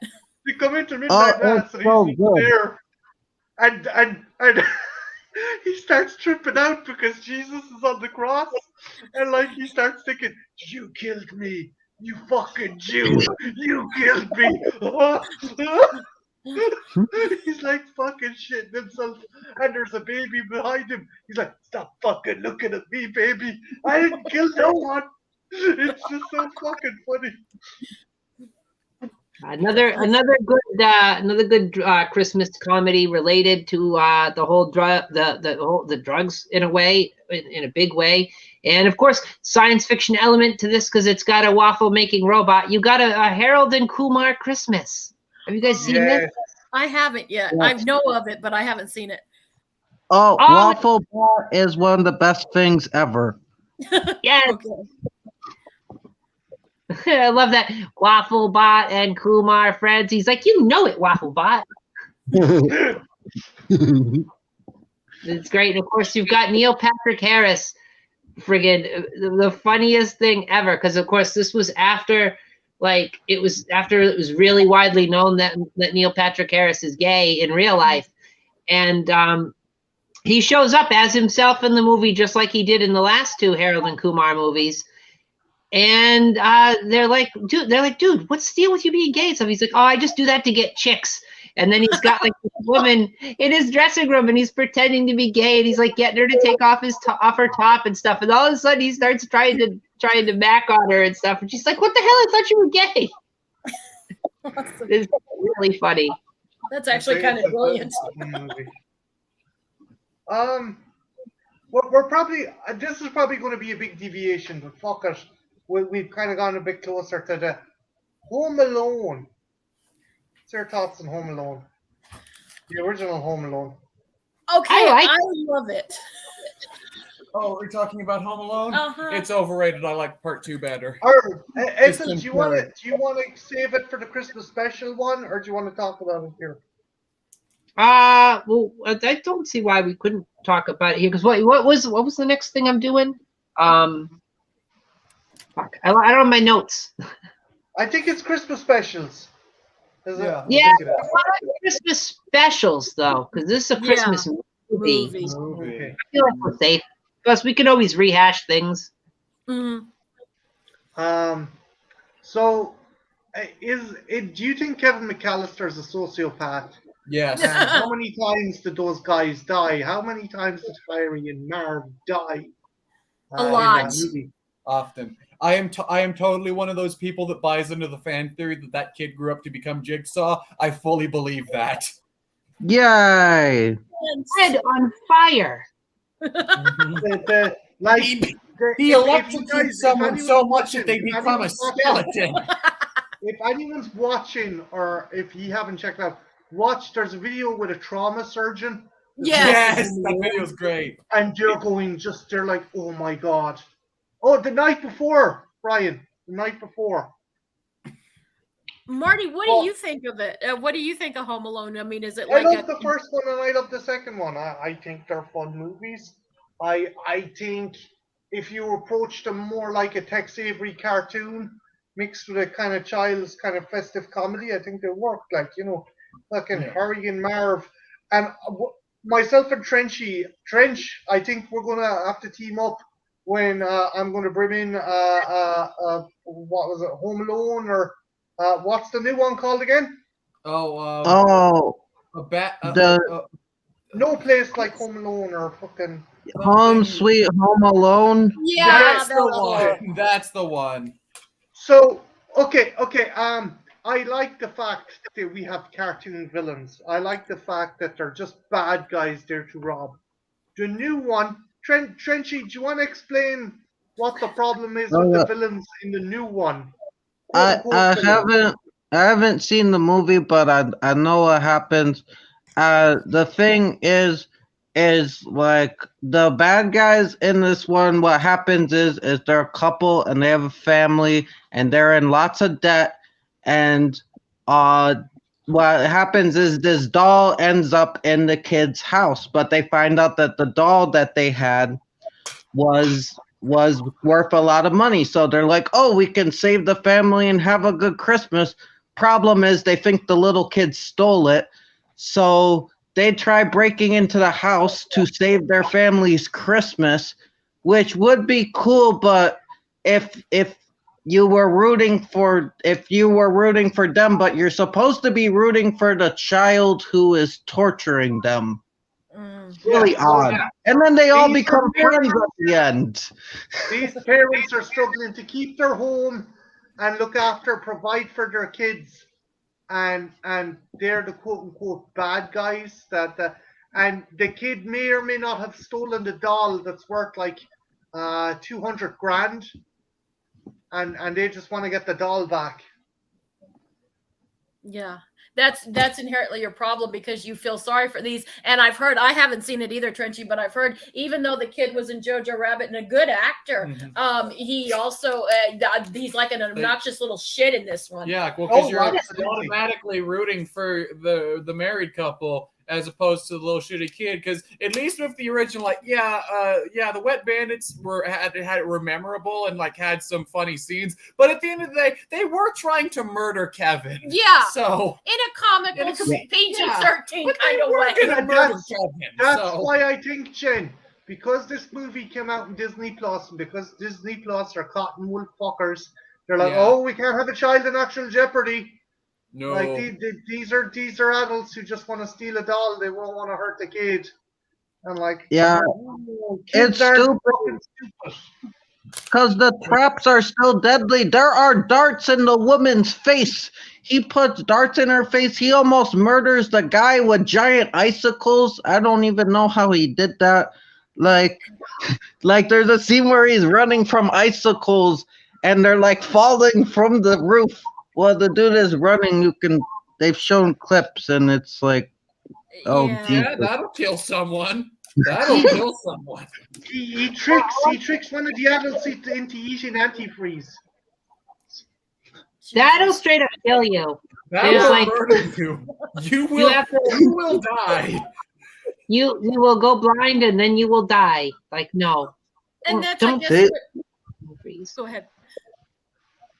So don't drink antifreeze, kids. Just No, don't don't do drink it. antifreeze. Drink bleach Or don't instead. give adults antifreeze, even if you think they're trying to steal the doll back. It does not taste like margarita mixers, kids. It's not delicious lime time. It's no. See, Home Alone 3 is not so bad now. I saw That one- You know what? I love agree with Home- you, Trench. Oh, If you're no, gonna- I love Home Alone 3. I like it better than the original, but people hate on it. If you're gonna watch a sequel, I would suggest Home Alone 2. Yeah, you got Tim Curry in that one, so automatically it's the best one. For me, Oh, the yeah. Brenda unsung Fricker heroes is brilliant in that movie as well as the Then you got pigeon lady. Pigeon Lady. Creepy Pigeon Lady. I love it. Oh yeah, And Rob Schneider, if that's a good, depending on how you feel, that's either a good or a terrible thing. I like it, but that's just me. I think the unsung heroes, though, because everyone always talks about Macaulay Culkin and Tim Curry for the second one, but everyone kind of forgets. Yeah, fucking Joe Pesci and Daniel Stern, and Joe Pesci, everyone knows from Mobster. Oh, really, Daniel Stern. But Daniel Stern, like, if anyone has ever seen City Slickers, particularly the first one, he was a great comedic genius. Daniel Stern is like the unsung hero of those movies. Like, he is the best part of those movies for me. And he is definitely the funniest, and it's his overreaction. It's very Looney Tunes, and it works. Harry, and then you know, it just works. It shouldn't be when funny. the tarantula's on his face, that noise he makes. It would have been a very different film if he was playing his character Six Pack from Leviathan. I do like the fact Home Alone is kind of a mini Chud reunion as well, because you have Kevin's dad and Daniel Stern in the movie. That's right. And Catherine O'Hara gives them and John Candy. Chud reunion. What's so funny? I know, but damn, I've never thought of that. Holy shit. Yeah. And that was another neat fighter. Oh, sorry. Yeah. That was another neat thing you got was I remember when the videotape came out, you got a really cool poster like of a setup of the house and all the traps. I wish I still had that damn thing, but you got a free poster with the tape. I remember when you got the tape. Guys, back to the hidden Christmas thing for a second. Another movie. There really isn't Christmas anywhere near in it. Because I guess the folks are at a Christmas party during the movie. It takes place very wintry, but they don't really jam the Christmas in your face. Is of course Elizabeth Shue in Adventures in Babysitting. Yeah. Oh yeah. That's a good movie. Yeah, that's a fun movie. That actually reminds me. Another one kind of the same ilk that is kind of was a Christmas tradition for me for a while because I watched it a lot as a kid around Christmas. Don't Tell Mom the Babysitter's Dead. I watched that a lot during Christmas. So that's kind of become a little bit of a tradition for me. I get that. But I was thinking it has nothing to do with Christmas, but I remember watching that a lot as a kid around in December and November. Guys, I was going to bring up Scrooge, but then I also thought, isn't Ghostbusters 2 a Christmas movie? Wait, is it? In a way. Yeah. It actually takes place after Christmas, but it ends up finishing out on New Year's Eve. And they even sing the New Year's Eve song. Was it Alam something or other. I can't pronounce it. For all the saints that we forgot. After they defeat Vigo and they destroy the bubble of slime surrounding the museum with the Statue of Liberty. I love that when they get the Statue of Liberty walking. Your love lifting me higher. All the long side. There we go. Oh, that always makes me sad. Get in there like that. There we go. Oh, for crying out loud. Scrooge is a great movie. Oh, I was going to say when we were talking about Christmas Vacation, as much as I love that, honestly, probably my favorite Christmas comedy is probably Scrooged. I love Scrooged. The Dickens. I said the Dickens. I did Christian the intro. Yes. Again, Lee Majors in the night the reindeer died. He's got the minigun. Okay, Santa, you go out the back. I'll hold them off. Oh no, we can't do that. It doesn't matter a hill of beans. What happens to me? But Santa's got to survive. Oh, Lee, you've been a good boy this year. I love that bit. That is one of my favorite scenes in all of movies. Acid rain. Robert Goulet, live from New Orleans, and he's at raft. Sitting Chico Bells. The fucking alligator. You've got Bobcat Goldthwait coming back near the end of the movie with a shotgun. Yeah. Great. That's like the best part. And really good bit. And Mary Lou Retton is Tiny Tim. That's right. Trench, we were talking about this morning. I'm forgetting her name again because I was watching Ray Bradbury this morning, and she was in it. Well, But she plays Christmas it present. was What? Carol Kane. Carol Kane. Carol Kane. Carol Kane. Yeah, Carol Kane is in this movie, and she's beating the crap out of Bill Murray. She's kicking him in the nuts. She's punching him in the face. Yes. Poking him out. It's Mhm. great. Look, a toaster! Fucking smashes him in the jaw. Which, by the way, I was watching an episode of Ray Bradbury Theater this morning that had her in it. She gives birth to a baby, but the baby gets trapped in the fourth dimension and appears as a blue pyramid. I've seen that fucking episode. Holy shit. Yeah. That was And weird. she deals with this situation the most sensible way possible by getting drunk and living in denial. Yep. Denial. I love Yeah. Yeah. God, I forgot about that episode. It was amazing. And Yeah, it's one of those episodes that hits you in the face. Like, what am I? watching? Why is it a pyramid? Why is it a pyramid? Yeah. Why does it cry like a baby if it's not born, but it's stuck in the fourth dimension? Why wouldn't they just give birth normally? What's going on? I don't know. That one has always fucked with me. Why do they become obelisks at the end? What the fuck? I don't fucking know. Even by that show Fun standards, fact, it was apparently Oh, yeah. Ray Bradbury liked his narcotics. So He did, yes.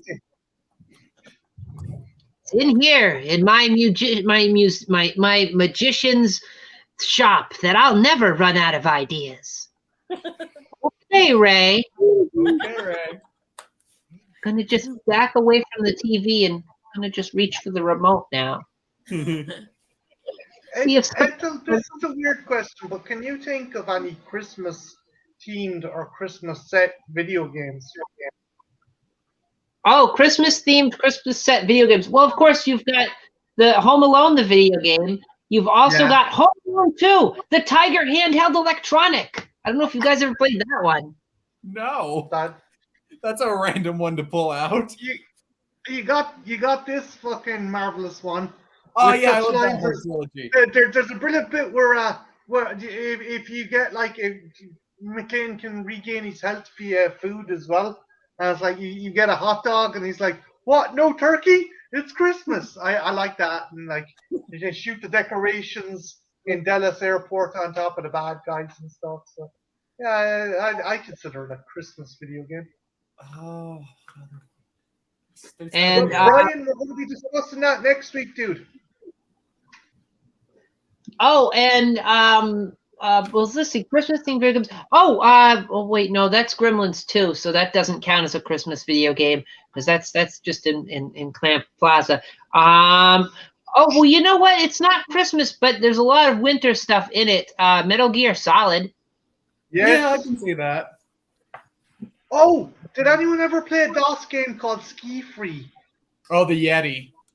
Yeah, that fucking tin always at me. Or if you want to go that route, there's SSX Tricky.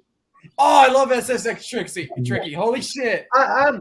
Ethel, for the Amiga, there was the original Gremlins game where you play as Billy Peltzer.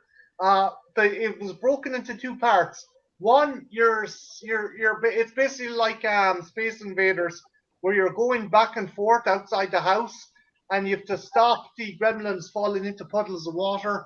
And then the other one is the second one is you have to go around with a sword whacking gremlins. The first one is you have to stop mogwais falling into water, and the second one is you gotta whack them with a sword. For the Amiga. The Amiga. Amiga. So you try to think. There's Batman Returns, the video game. Yeah. That one's pretty. Oh, Batman Arkham Origins. That's set around Christmas as well. Yeah. Oh. Yeah. Trying to think. There's got to be more. I'm just not coming up with them. Trenchy, have you any Christmas video games you can think of? No, not that I can think of. There's probably more out there. Probably. I'm trying to think. Oh, Banjo-Kazooie? there is a Doom clone where you play as Santa and the elves have gone rabid and you have to shoot them with a snow gun and turn them into snowmen. Yeah. It's a good Doom clone, but nothing will beat Super Noah's Ark 3D. Yeah. Oh, they also done an expansion onto Duke Nukem called Jingle Balls of Steel. Yeah.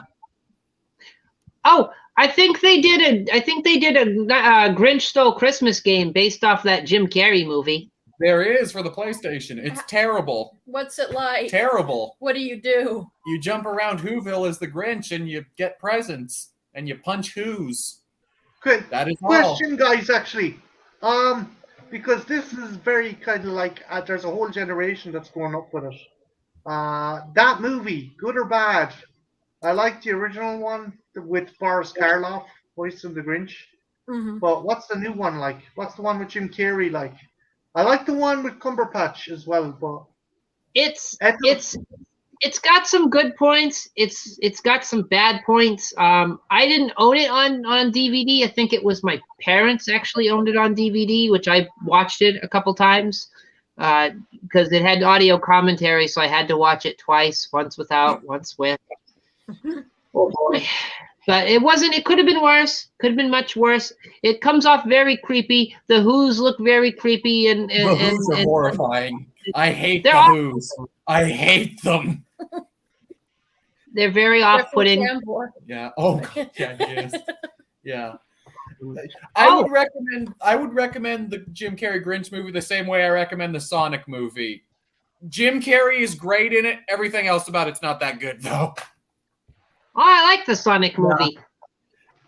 It was fine, but I basically just watched it for Jim Carrey, not gonna lie. It was better than I expected it was gonna be, though. I'll give it that. But it wasn't a dual situation. No. I thought it was going to be terrible, but I actually enjoyed it immensely. I recently have just rewatched it like a few days ago, actually. Nice. Cool. I was having some years watching it. Did you see the trailer for the new one, Ethel? They have Knuckles and Tails in the new one.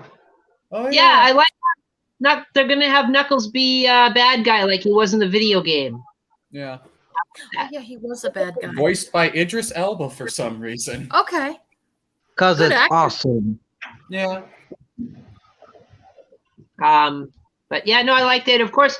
Wait, no, I'll get into this not next weekend, but the weekend after because Christmas specials. There's a Sonic Christmas special I could talk about. Oh, yeah, there is. Jake loves that. There's a few Sonic Christmas specials, I think. I Was assume, Hedgehog- Jen, you're going to bring up. Oh, Go sorry. ahead. I was just saying, hedgehogs and Christmas go hand in hand. Mm. I don't know. Actually, fun fact for me, it sort of does because I got my Sega Genesis for Christmas, and it was packaged with Sonic 2. So Nice. I was playing that on Christmas Day. Yeah, I was thinking a lot of people probably, they might not Christmas theme, but they got them on Christmas. Mhm. When did you get your Oh. Sega, Jen? I got mine. I was when- Yours was secondhand, right? they just brought it to me one day. I didn't ask because I knew not to ask for it because my mother had such a thing, and your grandfather's like, "Oh, every kid should have one." And it came with Sonic 1. Mine came with the first First one. Sonic. Yeah, it was packaged with the original Sonic. I was about 10, 11-ish, maybe First Sonic came 12, somewhere in that area. Yeah. Okay. I played it a little bit, but the bug didn't bite me hard enough. I was kind of too old to get really. I played it, but I wasn't obsessed with it. Mhm. I did like the Ghostbusters The game. Ghostbusters game on Genesis is really good. Yeah. It's one of only 2 good Ghostbusters games.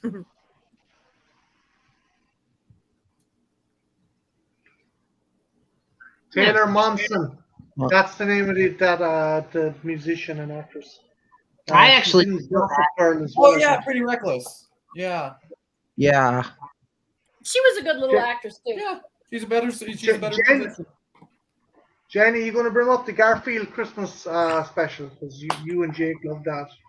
We do, and Christian does It's a too. great Christmas. But I'll have to get my list of specials for next month. It is a great, like, to me, I know everyone, it's a Charlie Brown Christmas, and that one's nice, but I actually think like the Garfield Christmas special actually gives me feels. Like, it's a sweet little story. Yeah. Without being too overly sweet, but just enough Jen, sweet. Jen, save it for Ethel's special thing, because Gotcha. I know you want to go on a soapbox about it. That's I what do we'll be love that. talking I think it's underrated. Yeah. That's what we'll be talking about week after next. So not next Sunday, but the Sunday after, the very last Sunday of the year, because we're gonna cross into 2022. We'll be talking about that. Guys, summing up, anything else we've left uncovered, a stone left unturned, something we didn't mention we want to mention before we start rounding down? I think we covered all the basics and more. Yeah, Moon brought up Ernest, the Ernest Christmas. How Ernest does ever? Saves Christmas. Oh Yeah. shit! Sorry. Yeah. Yeah. Oh, yes, that one is a great one. I like that one. Good. You got the reindeer on the roof, upside down. Oh yeah. I still think the best Ernest movie is Ernest Goes to Jail. Ernest Goes to Jail is But it's a good second It's the one. cinematic Ernest masterpiece. I agree with you on that. But it's cute. Ernest Goes to Jail, science fiction, because he gets electrocuted and has magnetic powers. So it does count. It does count. Jen, help me out here, or maybe Ethel might remember as well. Ernest Save Christmas actually has a kind of cameo nod throwback to the commercials where it's Ernest coming into someone's house or doing something without asking and just wrecking the place. And what was the name of the character? He was sorry, Ethel? It was Vern. Yeah, Vern. Yeah, because they had a whole children's show that was like a Pee Wee Herman knockoff called Well, Hey way Vern. better. Called Hey Vern. Yeah. It's Ernest. Yeah. And it's a great, like, if you guys never have seen it, it was awesome. I watched it all the time as a kid. The best thing I can But do is originally, Pee Wee guys, the character, Barney's character started off advertising for stuff on smaller wasn't kind of it for test? Wasn't he like a dummy for airbags? Don't be a dummy, Vern, or everything, Jen. It was. I seen one for candy. I seen one for milk. I seen one for an electrical company. It was like, but they kind of put that nod. It's a beer commercial? Might have. I almost want to say it started for like a beer commercial. Might have. Yeah, he started out as a pitch man. That's what he was. He was a pitch man. A character he created to sell stuff, and it took off. People fell in love with this kind of zany, wacky, like blue collar kind of character, and that's how I always think of Ernest. Is he's like Pee Wee Herman. If Pee Wee Herman was like more blue collar, had to work like a dirty job, and didn't live in a fantasy land, he just was crazy as all get out. Yeah. Herman is, but I was always an Ernest. Jim Barney was really endearing as that character, and like between Jim that Barney and Slinky Dog, like you could tell he loved acting. Yeah. Well, Jim Varney was great. Like something I love mentioning about Jim Varney that not many people know. He was a Shakespearean trained actor. There is footage of him. I think it might have been for a commercial or something, or like an entertainment show where he's like doing like the Yorick bit from Hamlet, and then at the end he just slips into his Ernest voice. It's really goddamn cool. Yeah. He was even good in that god awful Beverly Hillbillies. He was in that. Yeah, he played. Yeah, he was the father. Yeah, he was Jim. That. Mm-hmm. I saw that movie once when I was hopped up on painkillers after my leg was stitched up. That's the only reason I ever saw that movie, so I probably don't remember much of it. Yeah, he was in it. I believe that also had Oswald from the Drew Carey Show in it as well. If I'm not mistaken. Yeah, he was the dumb son, and they had Erica Eleniak was the daughter. Ellie, I don't remember. She had a nice rack. I don't. God, it was Erica Eleniak then. Yeah, you're right, Jen. It was Erica Eleniak. I like it when they're in traffic and the guy pulls the revolver on him, and then they pull the shotgun on him. Oh, they want to compare guns. Now I feel Pretty like I need to watch that movie. It's not great, but I, he does what he you know what, can. I don't hate that movie. I have fun with it. Like where the fucking piece of shit fucking Model T truck, Ford truck or whatever, and he puts monster truck fucking wheels Tires. on his piece of shit. I like it how they're pulling over and they're scooping up all the roadkill on their way. Granny. But, yeah, it's not a great movie, but I mean, come on, it's an adaptation of fucking Beverly Hillbillies. I mean, what do you expect? It's not going to be, you know. Varney does what he can with It's it. not going to be the Addams Family or the Brady Bunch movie. No, but Varney does do what he can with it. Which isn't a lot, but he does what he can. Mm-hmm. And he takes it pretty seriously. You think he kind of would throw an earnest thing, but he doesn't. He kind of, cool. it's actually, as an actor, he did pretty good. I didn't even know Jim Varney was in that movie, but like I said, I saw that once hopped up on Painkillers, so I wouldn't remember much of it. Of course, we're talking about Ernest movies very briefly, and I got to mention my favorite of the Ernest movies is Ernest Scared Stupid, which is a Halloween movie, a Christmas movie, I know, but like honorable mentions because I got to. Great movie at introducing kids to horror. Also, where did Trenchy go? We lost a Trenchy. We lost Trenchy. Yeah. He disappeared like quickly. He'll be back. He'll come back. Oh, speak of the devil, and he shall appear. Come on in here, buddy. Thank you, Moon. I did not know that. For a second, I thought his name was Yom Kippur.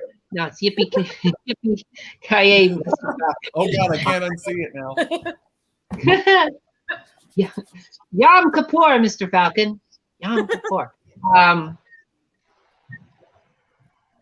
Yeah, he was the cousin. That's okay though. I got schooled. Got schooled on I got Beverly schooled. You Hillbillies schooled me, Mood. lore. He's our resident Beverly Hillbillies expert.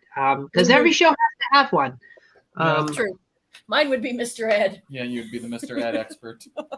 But fucking Mr. Ed! We talked about Bobcat Goldthwait earlier. You remember the Mr. Ed movie with Bobcat in it? Hot to try. Hot to try. Hot to try. I love that movie. It's terrible. I always thought it was going to turn into a TV show, but it didn't. Wasn't it a failed pilot, or was it just supposed to be a movie? It was just a failed movie. Yeah, I think it was just a failed movie. I didn't think that had anything to do with Mr. Ed. Well, it does have very strong Mr. Ed Yeah, vibes. of course. But because I know there was, like, in the mid-2000s, a failed Mr. Ed pilot. But, I think Hot to Trot was just its own thing. And then the clown movie. Oh, yeah. Bobcat has a weird filmography. God damn it, TMC.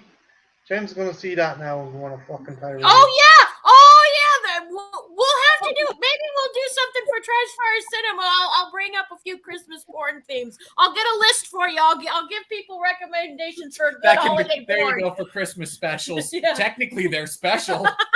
Exactly. I suppose you could watch Batman and Robin on Christmas because you've got that scene with Mr. Freeze watching the Frost Miser clip there. Yeah. There you go.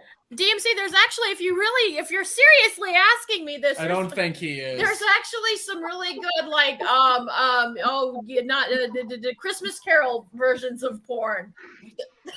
I'll get a list together, DMC. I'll get a list. What the fuck are you even talking about? There's actually.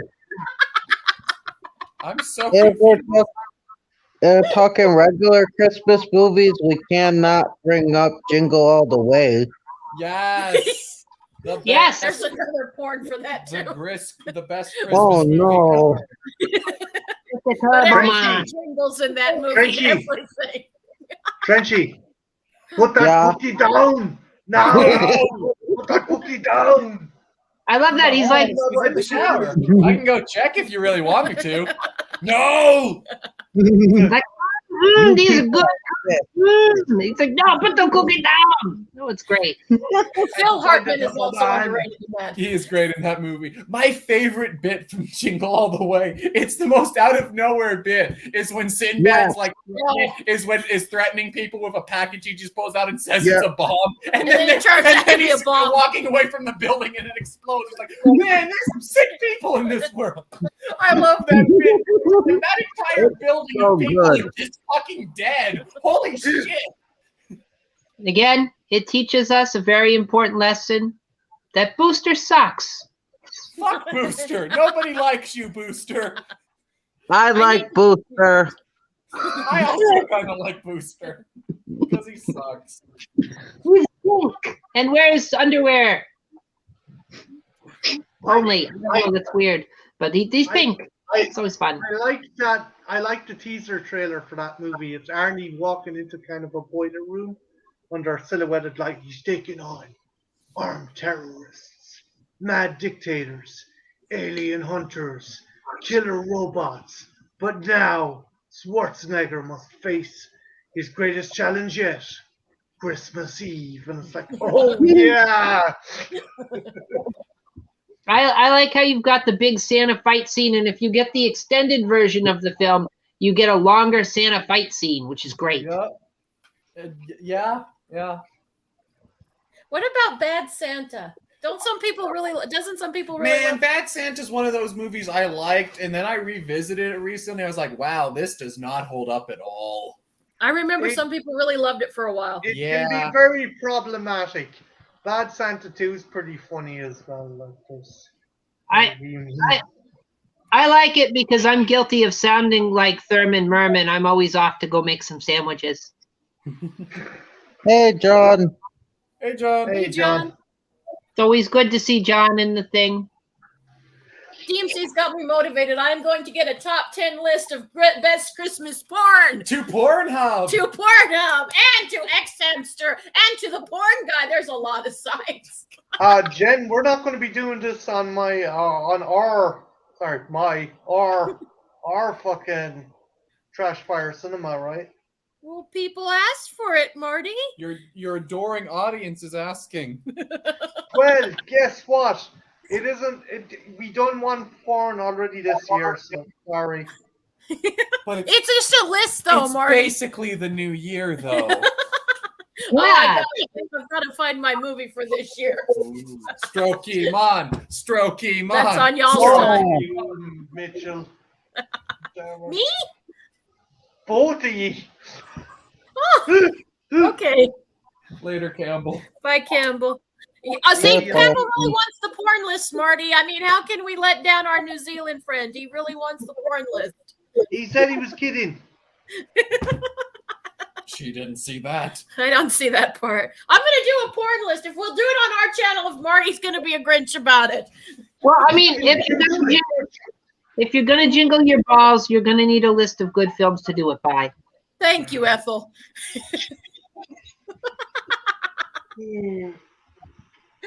Oh, Kubrick is leaving. Thank you for stopping by, buddy. We're rounded down anyway. Brian.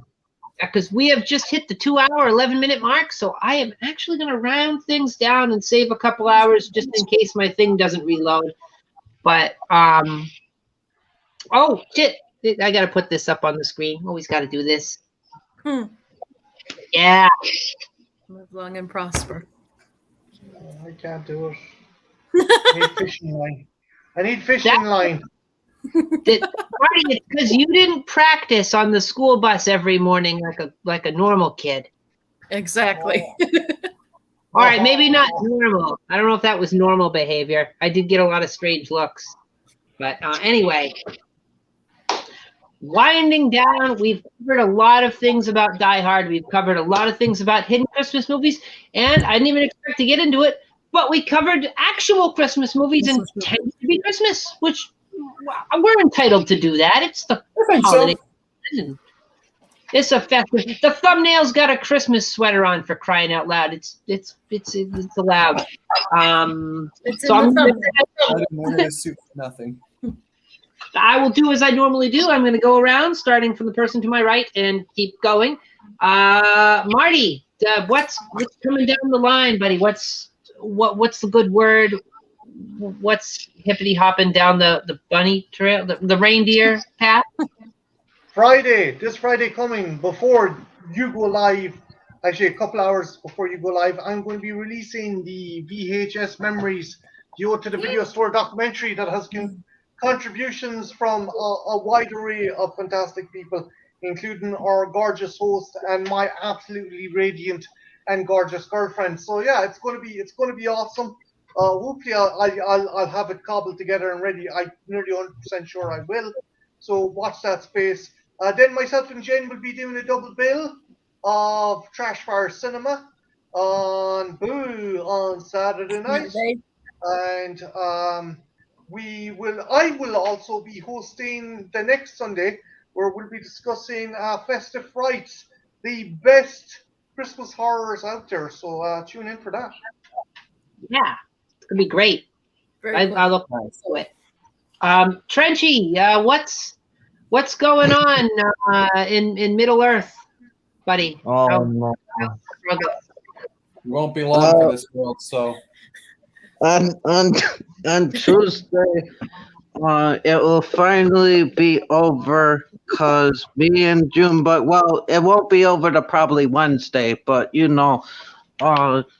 and Junebug on my channel and his, I don't know how that's going to work. We haven't really talked about it, or when it's going to start, but we're going to be watching all the extended Hobbits and Lord of the Rings, and we're going to die, and Art might be there for a little bit, and Junebug's going to be drunk, so it should be fun. So, or something.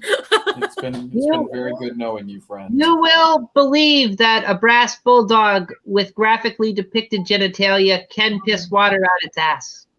Yes. Now remember that the first one got taken down, so if you want to see it, you probably got to be there live, because we're probably going to get taken down again.